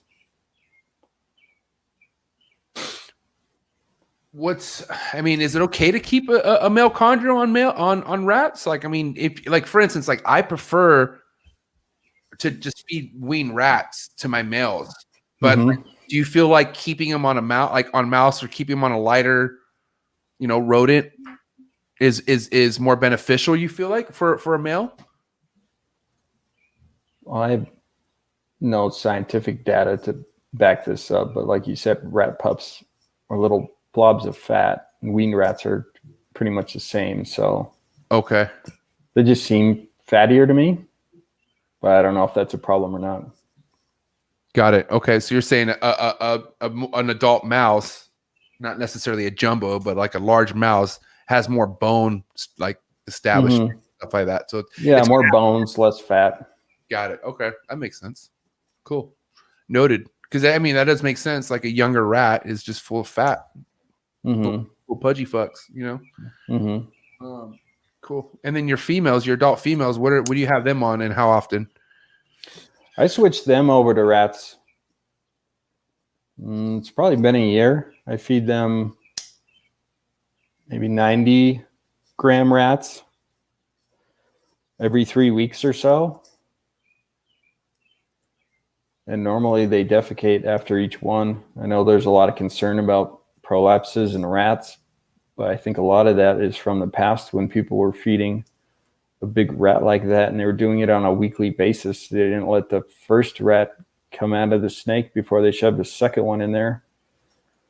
I don't think the hair is really a problem. If anything, I think feeding a big prey atom like that can make the snake defecate more regularly, because it seems like if you just give them a mouse, they digest it, and it's not much of a turd sitting in them. So, it just doesn't trigger a bowel movement. But if you feed them something bigger, that seems to work better. And also, I've heard some other podcasts, and people spoke about the digestive process in snakes, and how when they consume a rodent, there are hormones that are triggered that increase the size of, I think, their liver and their heart and different organs. So they double in size to process the prey atom. And then after that's done, they shrink back down. And that's probably a natural process that's good for the snakes. So when you feed them a larger prey atom, you can space it out more and let the snake's organs go through that process. Yeah, I'm definitely like, I mean, obviously coming from ball pythons, right, where you could just you know, you shouldn't be feeding the goddamn living shit out of these, but you can if you want. Like, bucks can handle a lot. But when you go to a body style like a Chondro or even like an Emerald, the game plan completely changes. Like, you know what I mean? Yeah. But funny is like I said, I got this mentality when I first collected ball pythons saying, yeah, you want to feed the shit out of them until, you know, it's okay. But really, that's not even okay. Like, you don't want that. Like, especially if you want to produce healthy clutches, you don't want an overfed female that to try to breed eggs, because they're either not going to give you eggs or the eggs they do give you are going to be shit. You know what I mean? So like, that's why I'm like, everything I've been learning with the Chondros and the Emeralds, I'm like, well, dude, if it's like this with them, I guarantee it's probably going to be beneficial for a fucking ball python or any other snake. Like, no snake is living a hometown buffet life in the wild. Like, it's not happening. You know what I mean? And you know, it's overthinkers in America just fucking overfeed, you know, like it's not unnecessary. So yeah, I just feel like that whole space in between, less is more with the feeding, is so beneficial for sure with these snakes. 100%. Yeah, even on a fairly light feeding schedule, you can get females that get creases in their scales because they're too fat, and you would never see a snake in the wild with creases in their scales. And then I think this is less of a problem now, but a decade when I was first starting to get in, and before that, you'd see a lot more tail hanging. And you should never see that. You're feeding your snake too often and too many items between defecations if it can't support the weight of its tail. Dude, I got a snake from not from James Opdale, but James Opdale produced it. And it's a male. I think I talked to you about this a little bit, but fucking tail hangs. Like, it hangs. Like, he's a hanger, you know? Not every day, but it does hang. And then when I noticed, when I was soaking him one day, he had like a completely like sucked in stomach. Like, it looked completely sucked in. And from like the beginning, like the front part of his body, not like the end, but the front part. But I'm noticing, like, comparing him to all my other Chondros, this dude does not shit right. Like, I soaked him for like 2 hours yesterday. And you know, and it's been like 4 weeks since he shit, and my other ones don't take this long to shit. And I could also see by his, you know, right there by the, you know, by his ass crack, basically. I'm probably saying that wrong or whatever, but it was backed up. Like, I was like, dude, that looks very uncomfortable. So that's why I knew he had to shit, you know? So, but that, you know, right there was like you know, I was like, dude, this fool has maybe some sort of digestive issue, or, you know, I heard some people told me it was a skin flap, something that, like, you know, the skin flaps over something. But what do you think is going to happen to this snake? Or do you feel like it's going to be fine? Or have you dealt with shit like that before? I would think that it has some kind of internal issue. Right. I would never expect it to be 100%. I don't think it's the result of a skin fold. You did send me the pictures of him. Right. I don't know what's going on. He doesn't look quite right, but it's hard to say. There are probably a number of causes. Right. Yeah. Yep. Day by day. I mean, look, at the end of the day, he's eating and you know, doing what he has to do, which is fine. But yeah, he definitely needs a little bit more TLC for sure. Like, I just noticed, you know, and that's a good thing about, I say this all, paying attention to your animals, you know, like, if you notice an animal isn't perched right or something looks backed up, well, then, like, do something about it. Don't just sit there, because probably does need a little bit of assistance. So anyways, I wanted to ask you about that. Dude, here we go. It gets better. Look at this. Blue cake. Am I saying that right? It's blue cocky. Blue cocky. like bukkake, but right. blue. Right. Dude, wow. 2019 production. Did you hold this one back? Yep, that's a sibling to the ones you saw at Socrates' house. This is a female. Oh my God. Crazy. And she has kept most of that black. This picture, I think, is coming up on a year old, and she hasn't changed a whole lot since then. Yeah, this is it. I mean, I was like saying this like that. This is like, but this is it. Like, this right here is like, if I could just design my dream Chondro, this would be it. It just has everything I would want for it. The blue, the green with a little bit of yellow, and the black. This probably has to be one of my favorite snakes that you've produced, and I'm probably going to say that again with more we're about to show. But in your eyes, I mean, like, where does this snake stand with all the other stuff that you produced in your head? Like, is this some of your top stuff you think, or I don't know? What do you feel like about this snake right here, Dave? I think that's probably my favorite. Okay, cool. I have another one right now that's a half sibling to this one that is kind of similar, and that one's up there too. Oh, God. Epic. Look at this one, bro. We were talking about that yellow tone earlier. This one just looks like it has so much going on in it. Another blend of tiger stripe. So this doesn't have too much tiger stripe in it, or what do you mean by a blend of tiger stripe? The mother is my 2010 tiger stripe female. Okay. And then the father was from Prince and Lucy. So it's kind of a big mishmash of different snakes. And this one actually ate a paper towel when it was a little over a year old. It swallowed a paper towel instead of the mouse. Oh my God. You kidding me? No, it ate 2 sheets of Selecticized paper towel, and it was about 2 feet long. Bro, and what happened? I messaged Marshall because I remember hearing that he had one do the same thing, and asked him how he sorted it out, and he said that he and his wife massaged it out like a tube of toothpaste. So I thought about it. Out its mouth? And, yeah, out of its mouth. Yeah, start at the back end of the wad of paper towel and kind of slowly work it out. And so I thought about that, and I thought, that sounds reasonable. And I can't remember if it was before or after I talked to Marshall, but I talked to a reptile vet, and she's like, well, I think it'll just digest it. And I was thinking, there's no way. They don't have the enzymes to digest things that are made out of paper and wood, so that doesn't make any sense. I'm going to do what Marshall suggested. So my wife helped me. She held the head, and I tried to massage it out, but he made it sound a lot easier than it was, and we didn't have any luck. And I don't know if it was because of the size of the snake relative to how much paper towel it swallowed, but it didn't work. But just by messing with it, it regurgitated overnight. The whole thing. And he's fine now. Oh, I bet you woke up so happy, like, yes. Yeah. Fuck, bro. Jeez. Yeah, bro, I made a post on one of the Facebook groups, and it shows the snake in a long soaked thing of paper towel that it puked up.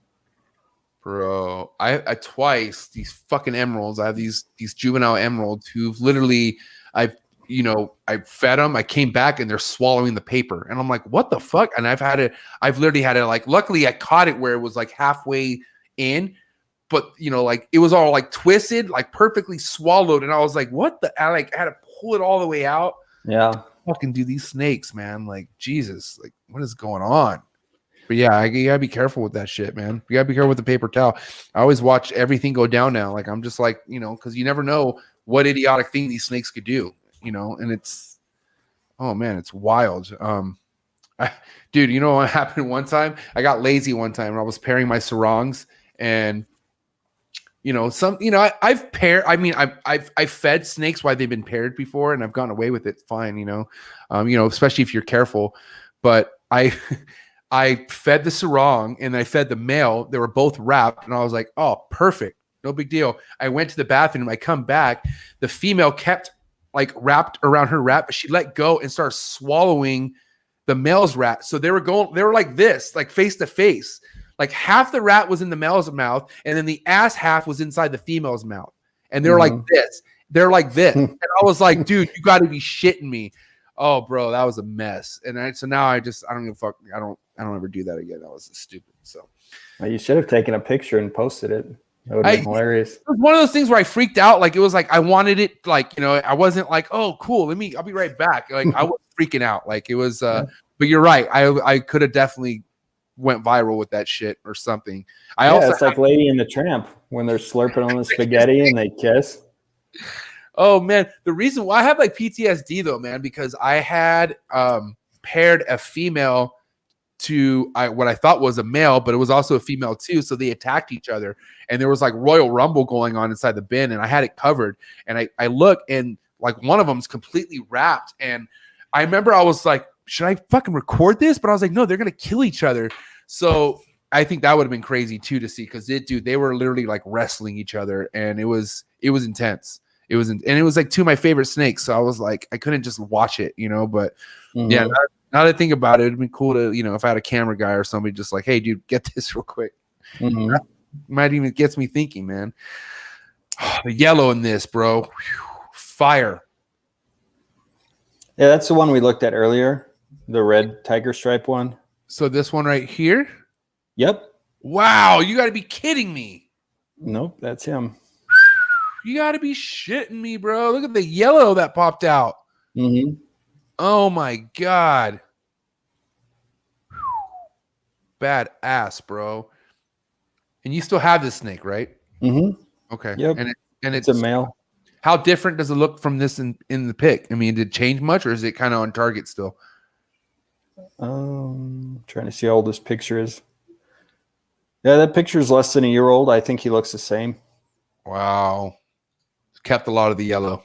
Yeah, he's mostly yellow. And let's see, this is a 2016. So is he being bred at all right now, or where's he at? Where's he at in the lineup? He's on the bench. Oh, fuck. How far is he from, getting some reps? Do you feel like he's near, or is he like, he's pretty much, down there? I'm not sure which female I would put him with. Oh my God. You possibly have males that will maybe never get to breed, huh? Like realistically, like if everything goes well, like I'm saying, like if you have your hitters just always hitting for you, there's a chance that some of the males you have will never, ever get laid. Yeah, there's a possibility. And then some of them I'll try to pair up and they won't show any interest. So it's good to have a lot of males. Yeah, honestly, facts.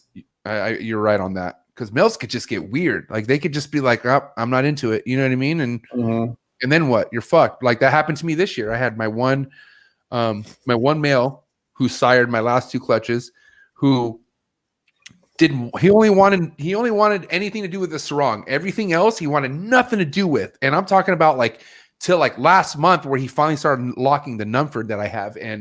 But yeah, like I only had one male to bet on, and he only wanted one snake, and that snake didn't even go, and he fucking goddamn railed the shit out of her. Like I don't know how many locks he had on her, but nothing ever happened. And yeah, nothing happened with the other ones either. So it's good. It's smart to have those backup males for sure. Yeah, your other females might not have been developing any follicles, and then you put them with this other one. Yeah, they just didn't have anything going on, because it seems like males can tell, and then the other one, maybe she had something going on and then she didn't progress to the next step. Yeah. Or maybe you caught her a little late. I've had this sarong paired since September and nothing has happened. She just barely stopped eating like a week ago. So I don't, and I don't know if it's a fluke. Sometimes she's done that. Like she skipped a week and will eat the exact next week. You know what I mean? So I'm going to wait another week to see if she's actually off food or if she's just like, oh, I'm good this week. But this is the last 3 weeks or so. I have not seen much interaction. I have not seen the male doing his thing as much as he normally has been on her. And the same with the other male with the Numford. Like she just went off food, and they're still over each other, but it's kind of like happening less and less. So I think you're right. Maybe it was just, dude, everything is happening so late for me this year. And when I say everything is like, normally, last year I had about 13 ball python clutches, and I was hoping for over 20 this year. But dude, it's fucking June. And I have like 7 ovulations, but I don't even have a clutch in the incubator yet. So I'm like scratching my head like, well, what the fuck is going on right now? But talking to so many people in my area, and not even people, I was talking to Will Morrows, who's in Canada, who had 29 clutches last year. He only has 9 right now. So I just feel like a lot of places are just going super late, like really late. Yeah. And as far as chondros go, they can be aseasonal breeders, and I've had luck in the fall and the spring with activity, which coincides with what you have going on now. And I don't know if that's something to do with humidity, because In the summer, you got AC running, which dries Right. things out. And in the winter, I know you're in San Diego, so maybe this isn't the case for you, but in the winter, you have the heater going. So for whatever reason, mine cluster in the fall and in the spring.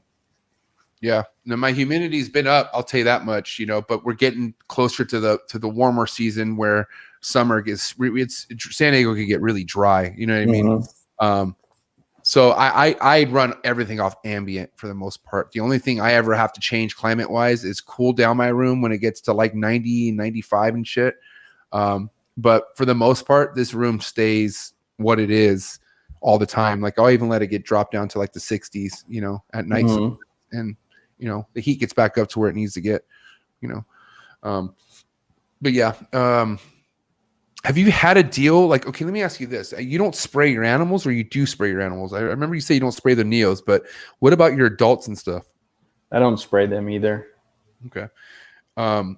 Why do you choose not to spray? Is it because you don't need to and it works? Or do you feel like that kind of does something that could harm the animal or something? What's your reasoning behind that? I don't think it's bad for them. It's just, I think it could make the cage a little dirty, especially if you have minerals in your water. Then you're going to get deposits all over your glass, and then your substrate gets wet. So then it starts to get musty in a few days. So then you have to throw all that shit away, and it's more work to go through and spray them. The cages that I have almost no ventilation in them. Wow. The Steven with Focus Cube, I think they normally have right 8 or 10 vent slots. I just had them go with 2, and then I use water bowls that have a lot of surface area, so the air in the cages aren't too dry. That works out well. If a snake hasn't pooped in a while, you might spray them, but that's pretty rare. Now, what's a while for you? Like, how long until you're like, okay, this snake needs a shit? Like, how long do you wait? Now, I keep pretty detailed records, so maybe a month after its last meal. Okay. All right, cool. That's what I was thinking. This red Neo real quick. I want to talk about this, man. This thing's fire. Jesus. This came from let's see. Do you remember what year this snake was? Let me see. I'm going to pull it up. That's 2020? 2020. Whew. So this is some of your, I guess, most recent stuff, right? Mm-hmm. Oh, my God. Yep, and there's an updated picture of it from a week or two ago. He's very blue now. So this one right here. Yep. Oh, my God. You got to be shitting me. Wow. That's the same snake. Yeah, and I don't know. You can probably see the dates. I can't see them. 2 weeks. I mean, I see VV2003. So this is 2 weeks. So this pic was 2 weeks ago. And then this pic right here was taken 20 weeks ago. So that's 18 weeks in between. Yeah. Wow. Okay. So, yeah, in 4 months, it's changed a lot. Wow, dude. That is insane, bro. Oh, wow. And then this snake obviously is a holdback, right? Mm-hmm. And this is a male? Or you don't know yet? I'm not sure what sex it is. I'm hoping it's a male. Okay. Whew. That's a powerhouse, man. And all the ones that were kind of down the bench, if this becomes a male, they're really down the bench. That's what you got to talk to me, Dave. Give it to me, man. Well, I'll do some work. We'll get some. Let's get some David D stuff in the trap. West Coast chapter stuff, man. I'm telling you right now, I market shit really good. I'm just kidding, man. But this snake right here, bro. I mean, this is what dreams are made out of in my world. I'm sure a lot of other people's worlds too. There's so many people out there with great taste with chondros, and that's why they're watching this. Shout out to the 55 people watching this right now. But man, this snake right here. I mean, it's a tough call. This right here is still like the meat and potatoes. I feel like the complete package. Mm-hmm. You know what I mean? Especially if you're like, if you're like me and you like that dark stuff, this right here has that perfect combination. And if you're more on the lighter side, it's like, fuck, the exact opposite. Like the blue's more powerful. The black's barely in it, but you could see it. Oh man, how much more changing do you think this snake still has to do? It'll continue to change for a few more years. I would imagine it's going to lose almost all that black. There'll just be specks here and there, and I think the blue will get more intense. The blue snakes are nice because they get better. Black snakes don't. They get less black, if anything. Wow. So the other one is probably more unusual in the amount of black that she has, but she still has a ways to go too. She could lose a lot of that black. How many of your snakes, Dave? Because I mean, a lot of stuff we've been looking at, I don't see it looking like this. Or did a lot of snakes have this kind of look before they transition? Like, I mean, this is amazing right here. So, is this? I mean, how many snakes originally looked this dark and red for you before they start transitioning to whatever the hell they're going to turn into? Like, is this a common thing for you to have this red of a neonate? Yeah, the tiger stripe females throw babies that look like that. Kind of a brick red, a deep brick red. I've had some blue line babies that look like that too, but this tiger stripe clutches consistently look like that. Yeah, that's so sick. Sorry about that. Now this is a most recent one as well, right? Or not? No, this is a 2016. Or how old is this snake right here? That's the most recent clutch. That's the one that hatched 3 or so weeks ago. Just the two babies. And it's a cool clutch because it's from the first parent that I've hatched myself. So this is Oh wow. I'm sure. I mean, what does that feel, man, to finally have something get produced from something that you produced? Like, I feel like that's the big goal for me personally. Mm-hmm. Yeah, it would be cool to get clutches where both parents are from snakes that you produce and you raised them your whole life and you pick them out among all the different options in the clutch. That's the goal. And this is the other red one that you got, right? Yep. That's its sibling. Damn. Hey, I'll take these two all day. I mean, this is freaking awesome. Both holdbacks, right? I mean, you keep them for a while regardless, right? So, yeah, I'll keep them until they're pretty far into their change, and I know how they're going to turn out. The mother of this clutch stayed orange. Wow. She's still fairly orange, and she's 5 years old, so that's pretty unusual. And then the father I got from John Irby, and it's green and black. So hopefully we'll get some multicolored snakes from these two. And these hatched how long ago? Maybe a month. Got it. Wow. Okay. So how and they've already, these two pre-shed ate like a motherfucker, right? So they're already going. They're good.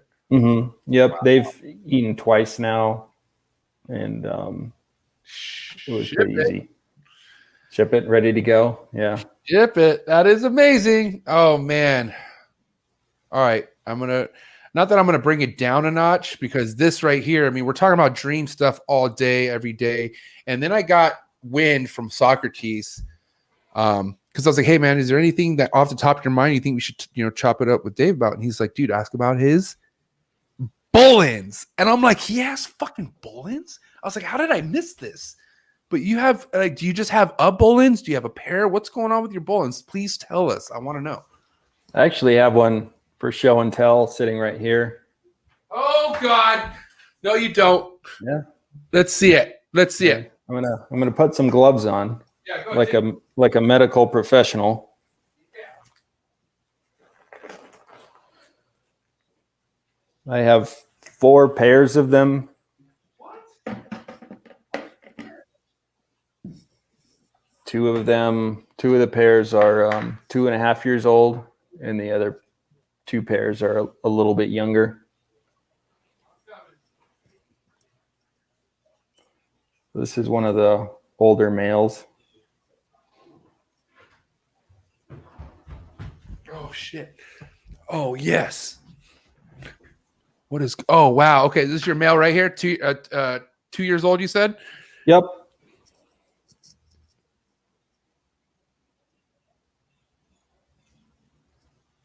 Hell to the motherfuck yes, David D. How'd you get into Bolins? I'm just curious. I I liked them for a long time. I used to think they were just black scrub pythons, but they're built differently. Yeah. They're blockier. They have blockier heads. They're thicker. I went to NARBC in Tinley. I think it was two Tinleys ago in October. So coming up on 3 years. And Ari Flago gave a presentation on his travels over to New Guinea and all the studies of Bolins that he's done. And I picked up his book. And, I love his book. Hell yeah. Shout out to Ari Flago, man. That's my boy. Shout out to Ari. Look at that thing. That thing is gorgeous, bro. So you said you have 4 pairs. Am I right? So that's 8 snakes? Mm-hmm. Oh my God, bro. Whew. So what is your ultimate game plan with the Bolins? I have to ask. Well, like everyone else, I'm going to try to breed them. But I don't exactly know how I'm going to do that. There's some data from people who have had some success. A lot of those people are over in Europe. So I might try to combine some of the stuff that they do. Yeah. Josh Henson had a clutch too. You know who Josh is? Mm-hmm. Yeah. Good homie. Dick. So let's talk about your how you're raising them. So where are you keeping your Bolins in? Like, are you keeping them in a rack system? Are they in a vivarium type a vision type cage? What are they in? They're in racks right now. That one is in a Freedom Breeder rack. Another one of your sponsors, I think. Bro, you're nailing it. This is not a marketing scheme. I'm telling you right now, guys. I didn't know this. Just so you know. Anyways, keep going.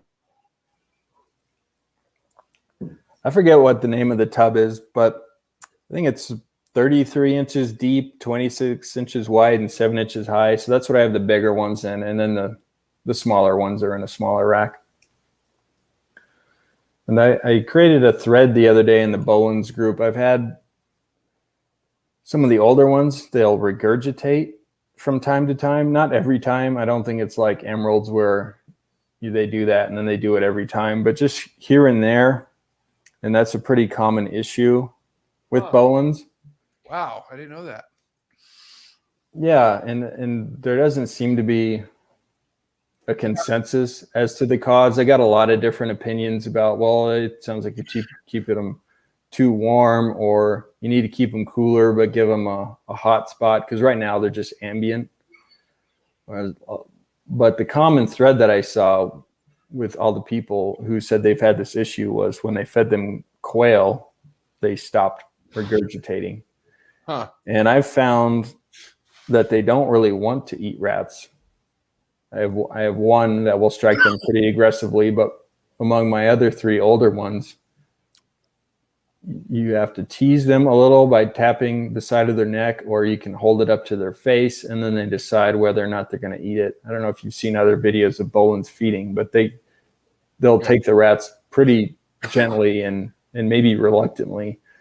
And so I'm going to try feeding them quail and maybe adjust some other husbandry parameters, but that's an interesting thing. I know you have white lips, and I hear that they regurgitate hairballs, and sometimes that's only on mouses though. Like, they don't do that on rats. I have not had any of them do that with rats, but anytime I feed a mouse, they always, like, it's like a hairball. It's like twisted up fucking fur that they throw up, and I'm like, what? And so I stopped. I don't feed them mouses at all. I try not to, at least, Well, that's weird. I didn't know that. I thought they would do it with rats too. Well, sometimes that's what the Bolins puke up, and sometimes it's more of a hair soup, and then sometimes it's more of a even less digested, and it's a whole rodent.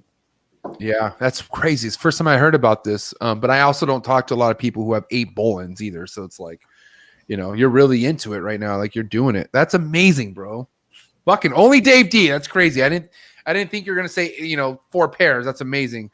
Who did you pick up your animals from, if you don't mind me asking? The bigger ones are from Nerd. Nice. Okay. And then the other ones are from a friend, and I'm not sure if he wants me to share that info. I bet I know him. It's all good.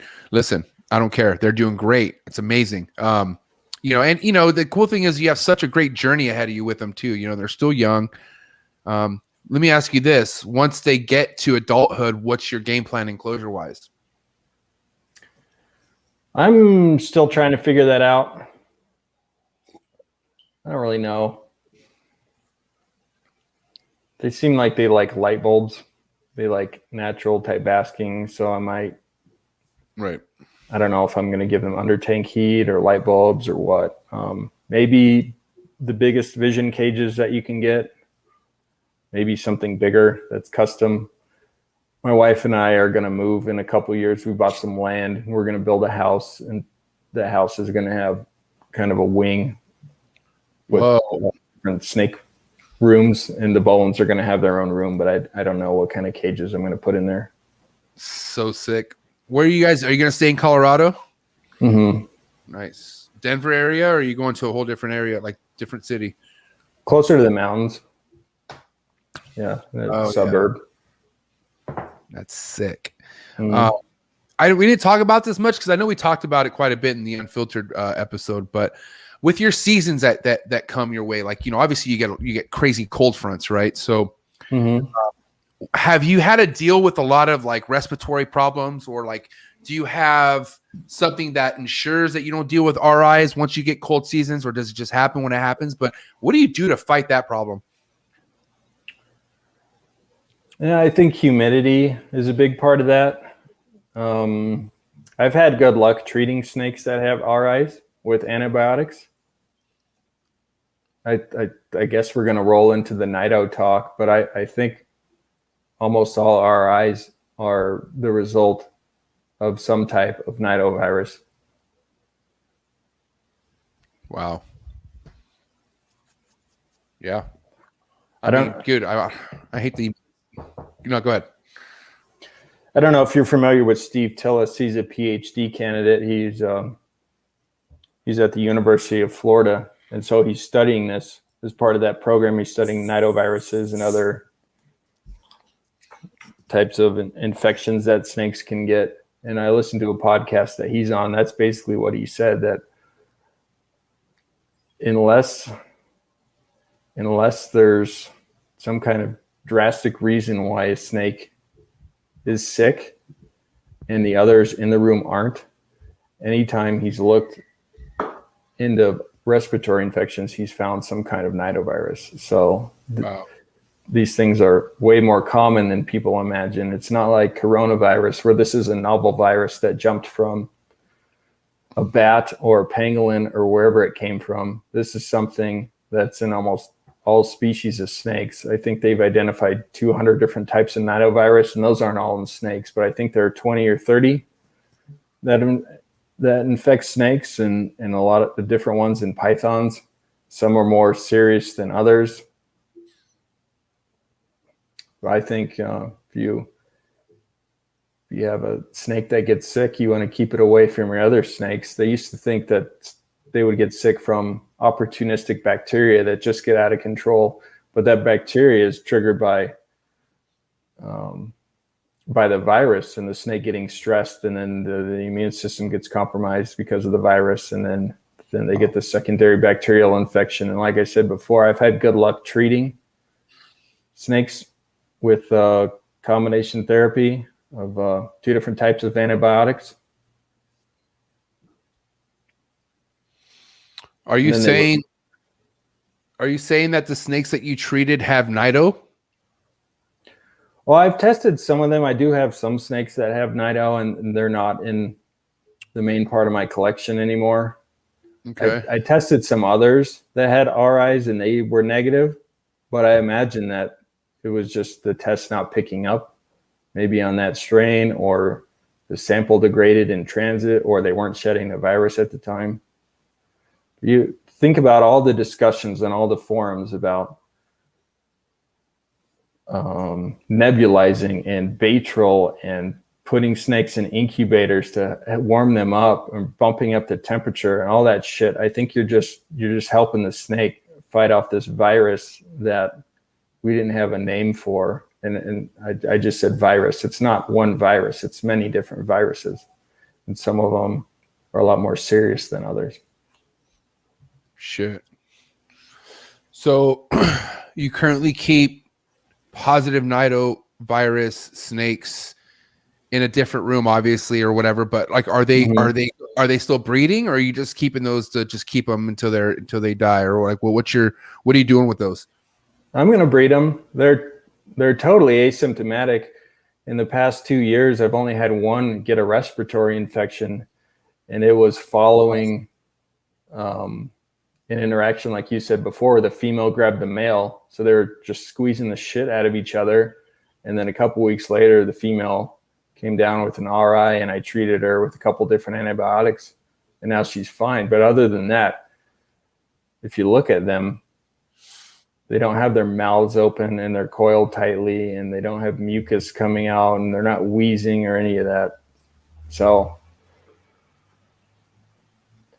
and it seems like anyone who's looked into this so far, there hasn't been any indication that there's vertical transmission from a female to their babies. So, plan is to just keep the babies separate.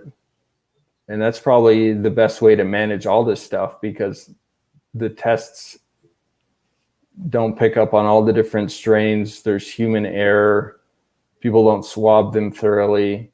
The stuff can degrade in transit if it's sitting there too long.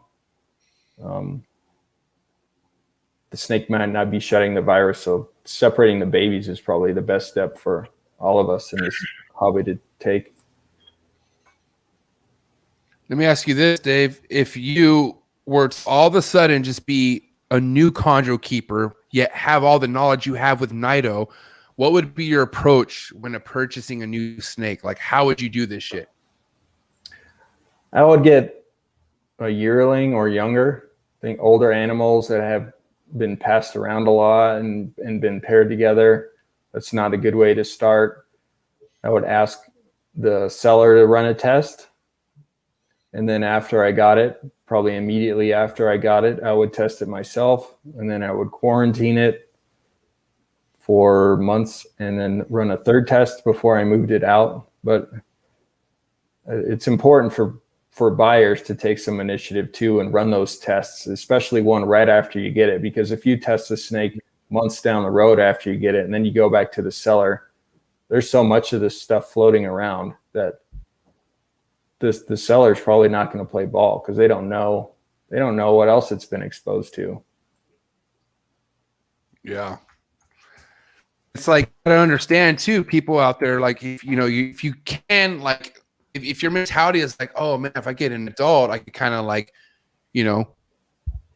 cut in line basically and skip all these steps. But necessarily, this is a fucking species where you don't want to skip any steps. Like, you should make sure that you're able to keep a neonate or a juvenile alive and thriving before you could even consider wanting to breed, I feel like, personally, right? Mm-hmm. Yeah, and then they're adjusted to your way of keeping. It's also pretty stressful to move an adult female and have her settle in when she's used to something else for years. Do you ultrasound at all, Dave? I have an ultrasound. I haven't really used it. I had an older model. I've had it for several years, and I tried to use it once and I couldn't see anything. So I said, fuck it. And I put it in the closet. And then I got a newer version maybe 6 months ago, but I haven't used it yet. But I'm going to give that a shot. Dude, man, they're not cheap, but it's like, okay, here's the thing. I was at Socrates' house watching him do it, right? And I'm fucking just zoned in. I'm looking at his phone. Mm-hmm. And he's just like, you see it? It's right there. And I'm not gonna lie, I was like, yeah, I see it. I didn't see shit, bro. Like, I didn't fucking see anything. And he was like, hit that button for me. Hit that button. I would hit it. And then, like, when we were done, he would just like take the thing and I don't know where he saw that from. And I'm not gonna lie, that was kind of frustrating. I was like, am I gonna be able to do this? But I wanted to ask you, like, how familiarized are you with like seeing shit on the phone, or not phone, but computer? But you kind of, I guess you're kind of going through it too. Like, it's not easy to kind of see, huh? No, it's not. And chondros have small follicles. Right. Yeah, that's what we were looking at. Chondros, they were so tiny. And I was like, dude, but there's a lot. Like, you could all, like, right when he like pointed them out and he zoomed in, like, you could see them all in a row, bro. Like, it is pretty neat. Yeah. But was hard to see. But what's your advice on ultrasound? Do you feel like that could be really beneficial with your success in you breeding chondros? Yeah, it could certainly help with timing.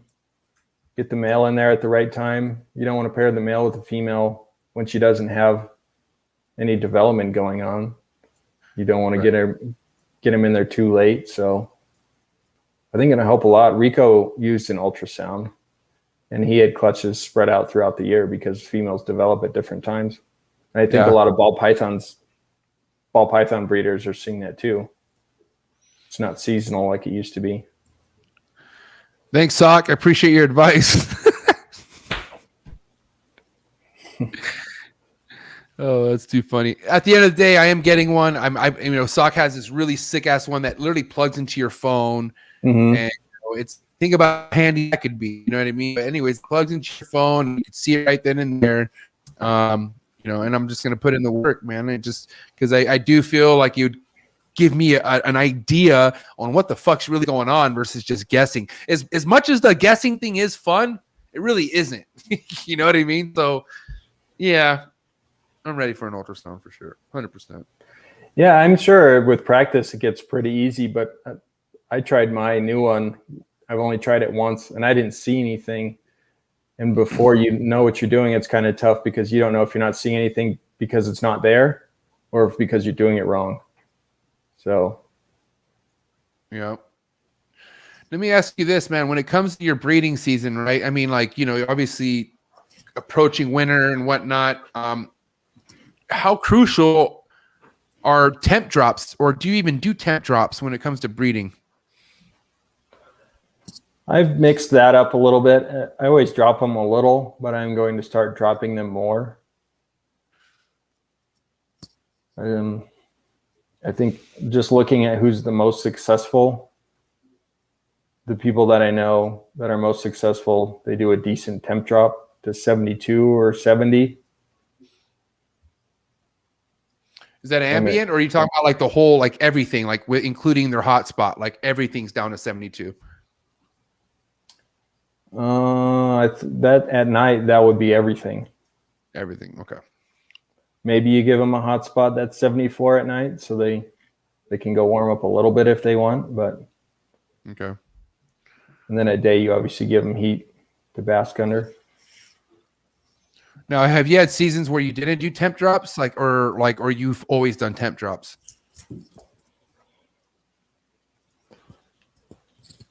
I've always done something, even if it's just a few degrees. And I think sometimes you can get lucky. But if you want long-term consistent success, dropping temps is probably the way to go. Right. I don't know if you're familiar with the book Reproductive Husbandry of Pythons and Boas. It's an old book. I think it was from about 1990. Wow. But if you can get a copy, you should. It's pretty interesting. And he talks about how temperature drops induce hormones that are very important for the reproductive process. I think in some snakes, it's not possible to get them to breed without temp drops. In some snakes, they will breed, but it's hit or miss. So I think dropping temps is the way to go. Holy shit. This is the book we were talking to. Yeah, we just had. Okay, hold on. Let me upload it again. I hope I didn't delete it, but hold on. Let me see. We had the big homie Ron St. Pierre on. And he actually posted that book onto his here it is right here. Let me post it up real quick. But yeah, he's like, yeah, look what I dug up. And this is the book right here you're talking about, right? Yep. Damn, I need to get my hands on that. That's an OG book right there. Well, it's good. It's old, and it's surprising how good the information is in there. Wow. How much literature do you really have and that you really stay on top of? Do you go back to a lot of your stuff that you researched, or? I buy a lot more books than I read. I have a lot of good intentions about reading some of the stuff. One of my favorite reptile books is Pythons of the World, Volume 2. Yeah. It's the ball python book by the Barkers. And there are probably a lot of people who don't keep ball pythons who dismiss that book. But there's a lot of really great information about keeping all different types of pythons in there. Just from basic husbandry practices to breeding and all kinds of cool stuff. Yeah. That's a actually really awesome book. Let me ask you this. Like if you were looking to get into, like, because I mean, a lot of books are kind of hard to come across, but I mean, but there are a lot of great stuff out there. But if you're a new chondro keeper and you're looking to kind of get your hands on, you know, some good literature, what's a good book you'd recommend for somebody out there? For chondros? Yeah, for chondros. Well, there are really two that are widely available in the U.S. There's The More Complete Chondro by Greg Maxwell. I think that was published in 2006. So there's some information in there that is a little bit outdated, but there's still a lot of good information in there. Some of the outdated stuff might be the temperatures that he suggested, or a little warm. And I feed rats now. He suggests feeding rats, but I feed them pretty sporadically. I don't feed them weekly, so I would feed less. There's a lot of really good information in the book, and I also don't mist. Then the newer book is called, I think it's just called Green Tree Pythons, and that was written by Justin Julander and Terry Phillip, and that one has a lot of good information in that too. And a lot of the information they got was from Rico's records. Okay. They got access to all the data that Rico was keeping. Nice. So I would read them both. Awesome. It's easy to get confused because there's so many different ways to keep these snakes. There is. Yeah, man, for real. Especially like, you know, and you could, you know, we were talking about how, you know, humans overthink naturally, but this shit could really get you overthinking, and then you could just really not have a fun time. You know what I mean? So this guy, you kind of have to just trust yourself after a while, right? Yeah. And you also can make assumptions about things that aren't true. Like, I thought I had more of a gradient in my cages than I did. Or in one of my snake rooms, I have radiant heated flooring. And normally the tops of a room is the warmest part. And that what I didn't realize is in order to heat that room with that radiant flooring, it gets pretty damn hot near the bottom. It could be 85 degrees down there, which is too warm. Or people talk about temperatures and they're measuring them using temp guns, and those temp guns have an accuracy of plus or minus 2 degrees. Yeah. And people talk about different temperatures and you don't know where they're measuring. You don't know if they're measuring the snake. And if they're measuring the snake, are they measuring the back of the snake that's getting blasted by heat? Are they measuring the bottom? Are they measuring the wall of the cage? Yeah. Yep. Because I mean, essentially, like, let's just say for like when it comes to keeping a male in a certain temperature enclosure, like what are good temps for a male? I mean, or does it go for the same with the female as well? Like what are the ideal temperatures you want to keep, you know, your chondros at? I keep them 83, 82 or 83. That would be on the warm side. And then on the cooler side, the upper 70s or low 80s. And I would keep adults of both sexes that way. And similar for the babies, 82 or 83, and then give them a bit of a night drop. And now, you know, I know we were talking about how you don't mist your animals, right? So do you find yourself having to give your snakes a lot of soaks when it comes to sheds, or are they pretty much taking care of it for the most part? I don't have many stuck sheds. I think I only had one in the last year, and that's because I don't have much ventilation in my cages. Right. I have Visions, and then I have neonates cages. Those are the tan ones from back in the day. And I'd order them without any ventilation whatsoever. So they're totally sealed, and then I just use a drill and put a few holes in there. Nice. So they don't have problems shedding. And sometimes if they're going into shed and it's the middle of winter, I might put a second water bowl in there. But I don't spray them. And then your neonates, you keep them on a real saturated piece of paper towel, right? And then you have a water dish for them as well? Mm-hmm. Okay. Yep. Sweet. And those are in that setup for about how long? Until about 2 years or something like that, or like about what age do you kind of graduate them from that kind of setup? Probably 18 months. They start getting too big. Okay. It depends on how often you feed them too. I don't know if you could keep them in there 2 years. They'd get pretty cramped in a 6-quart tub. Right. Then I move them to a 5-gallon Cambro rack. Okay, cool. Sick. And then how you like those Cambro racks? Those are pretty awesome. Yeah, they're sweet because they're crystal clear, and then they have little lips. They have little ledges on the inside, so it's a nice place to set a perch without drilling holes in the tub. And then they're easy to clean because they don't have a lot of rough surfaces and holes. Yeah, I feel like those are just so ideal for that. You know, you can't go wrong. Mm-hmm. Sick.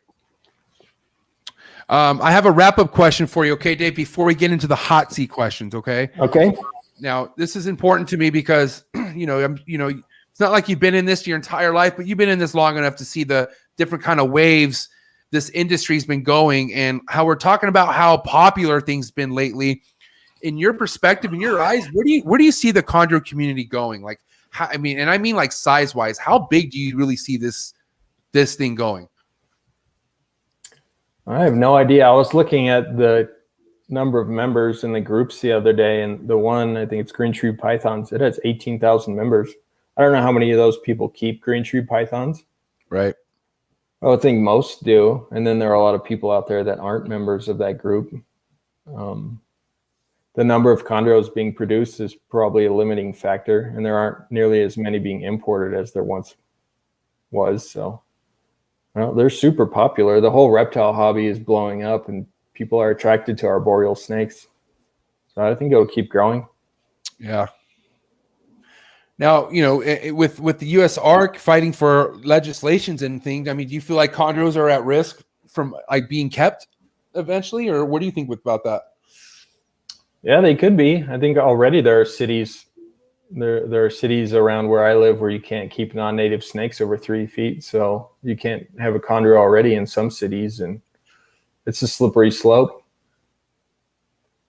Some people don't think it's a big deal when retics and stuff like that get banned, but I don't know. I think people should be able to do what they want, keep what they want, and do it responsibly. We should all be concerned to some degree. Right. I'm going to share one request, and it's only because who it's coming from. You could simply say no, and I'm okay with that, but I'm just going to share it, okay? I don't know how that would work. We could save it for round 2. I'm bringing you back on here immediately, so don't worry about it. But yeah, I can give you a tour some other time. All right, Sock, there you go. Tour some other time. But hey, listen, closed mouths don't get fed, so I appreciate that, Sock. Thank you for asking that. That's look, and then you have Anders, who's we'll definitely. This is round 2. We'll have to do this again. Don't even trip.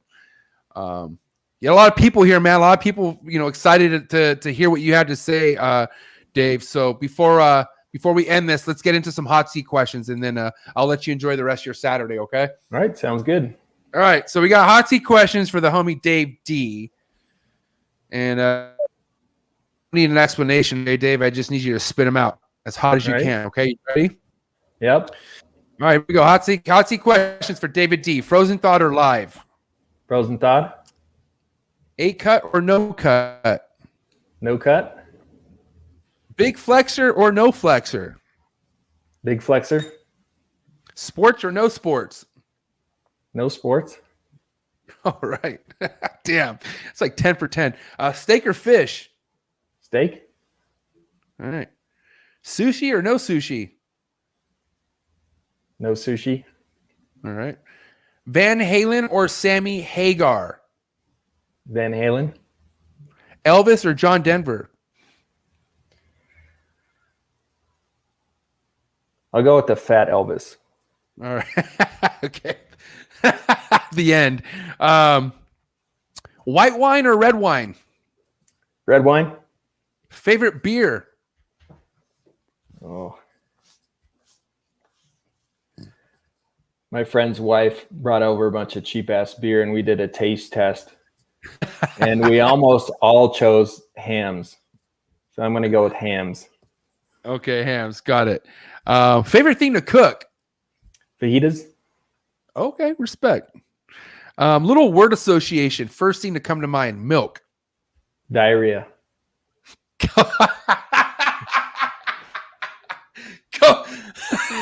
Cocoa. Puffs. Day 60. Where the fuck are the snakes? Stuck shed. Soak. Instagram trolls.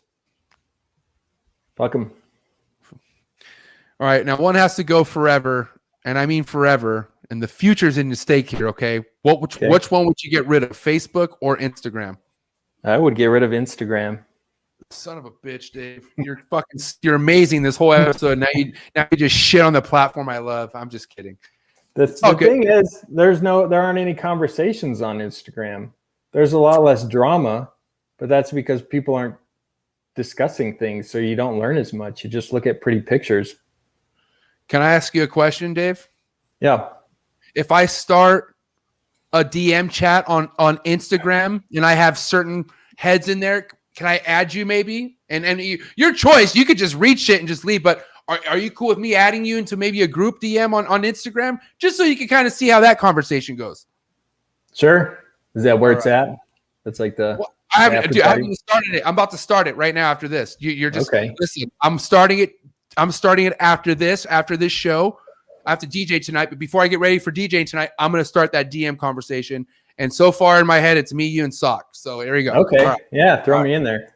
All right, let's do it. All right, cool. Hey, listen, dude, this has been an amazing couple hours, bro. Almost 2.5 hours. Like I said, mad support, people spending their Saturday morning, afternoon with you. So I have to ask you, what do you have to say to all your supporters out there, man? Everyone who fucks with you. Well, I think the Chondro community is awesome. I think there's a general feeling that a lot of us are assholes, but I don't really see that. I think we're all pretty cool. The people are a big part of what makes it fun, sharing ideas and talking about things that haven't gone so well. Appreciate all the support. I wish I was better at breeding these things so I had more snakes to sell. I think it's about it. Yeah, man. Yeah. Well, much love and respect. David D, you will be back here if you're cool with it for another round. Okay. Anytime. Round 2 + 3. Worthy, man. You are the shit. Thank you so much. David D, ladies and gentlemen. Have a good day, David. Thank you so much. I'll be in touch with you, okay? All right. Sounds good. Take care, MJ. About those 3rd, 4th string males, we'll talk about that. Can we maybe discuss something about that? Yeah, maybe. I'll send you some pictures. All right, cool. Sounds good. Say less. Have a good day. Have a good day, man. Thank you. You too. David motherfucking D, ladies and gentlemen. Didn't mean to cut him off. I feel disrespectful, but I did not mean to do that. David D, you are the man. Thank you so much. I appreciate everybody who tuned in. Dude, this was a special show to me. I'm telling you right now. And if you tuned in, you're special too. Thank you so much. If this was your first time tuning in, you have not subscribed, I hope I earned your subscription now, okay? Because like I said, other than this being the coolest reptile podcast in the world, I do these shows twice a week, man. Every Thursday, 6 o'clock Pacific Standard Time. Every Saturday, 9 a.m. Pacific Standard Time, man. And then I have the Unfiltered Reptiles podcast with my team, Desiree and Steven. This shit just don't stop. I'm going to try to bring you guys as much stuff as I can. So that being said, into the rest of your Saturday. If you want to support this channel more than a subscription and you're like, damn, MJ, keep doing your thing, come join the Patreon family. I'm telling you right now, once we get to 100, that's it. And I want you to join. If you're down for this shit and you want to learn and you want to get to know about more homies like Sock and Ed Marino and shit like that, fuck you. Trust me, this is a page you're going to want to be a part of. Link in the description below. Have a wonderful fucking weekend. Be safe. If you're in Florida, be careful with driving. I'm telling you right now, it's not fucking safe out there. It's not safe at all. So God bless everyone.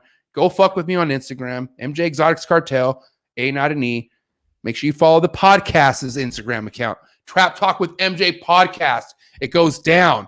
And now we're not only on listen, I got to say another thing too, guys, because I do get hit up about this a lot. But I am on other platforms other than YouTube. I'm on Twitch. I'm on Apple Podcasts. I'm on Spotify. I'm on Buzzsprout. I'm on every major podcast platform that you could think of. So go fuck with me, man. I know not too many people like YouTube, and I don't care. I don't blame you. That's why I'm trying to have other outlets other than YouTube. You know, I get it. YouTube, whatever. But like I said, go fuck with me on TikTok. Shout out to my Patreon members. It's going down this Sunday. Trap Talk Zoom session. You know what it is. And yeah, man, stay true to yourself. I'll see you guys next time. Cheap.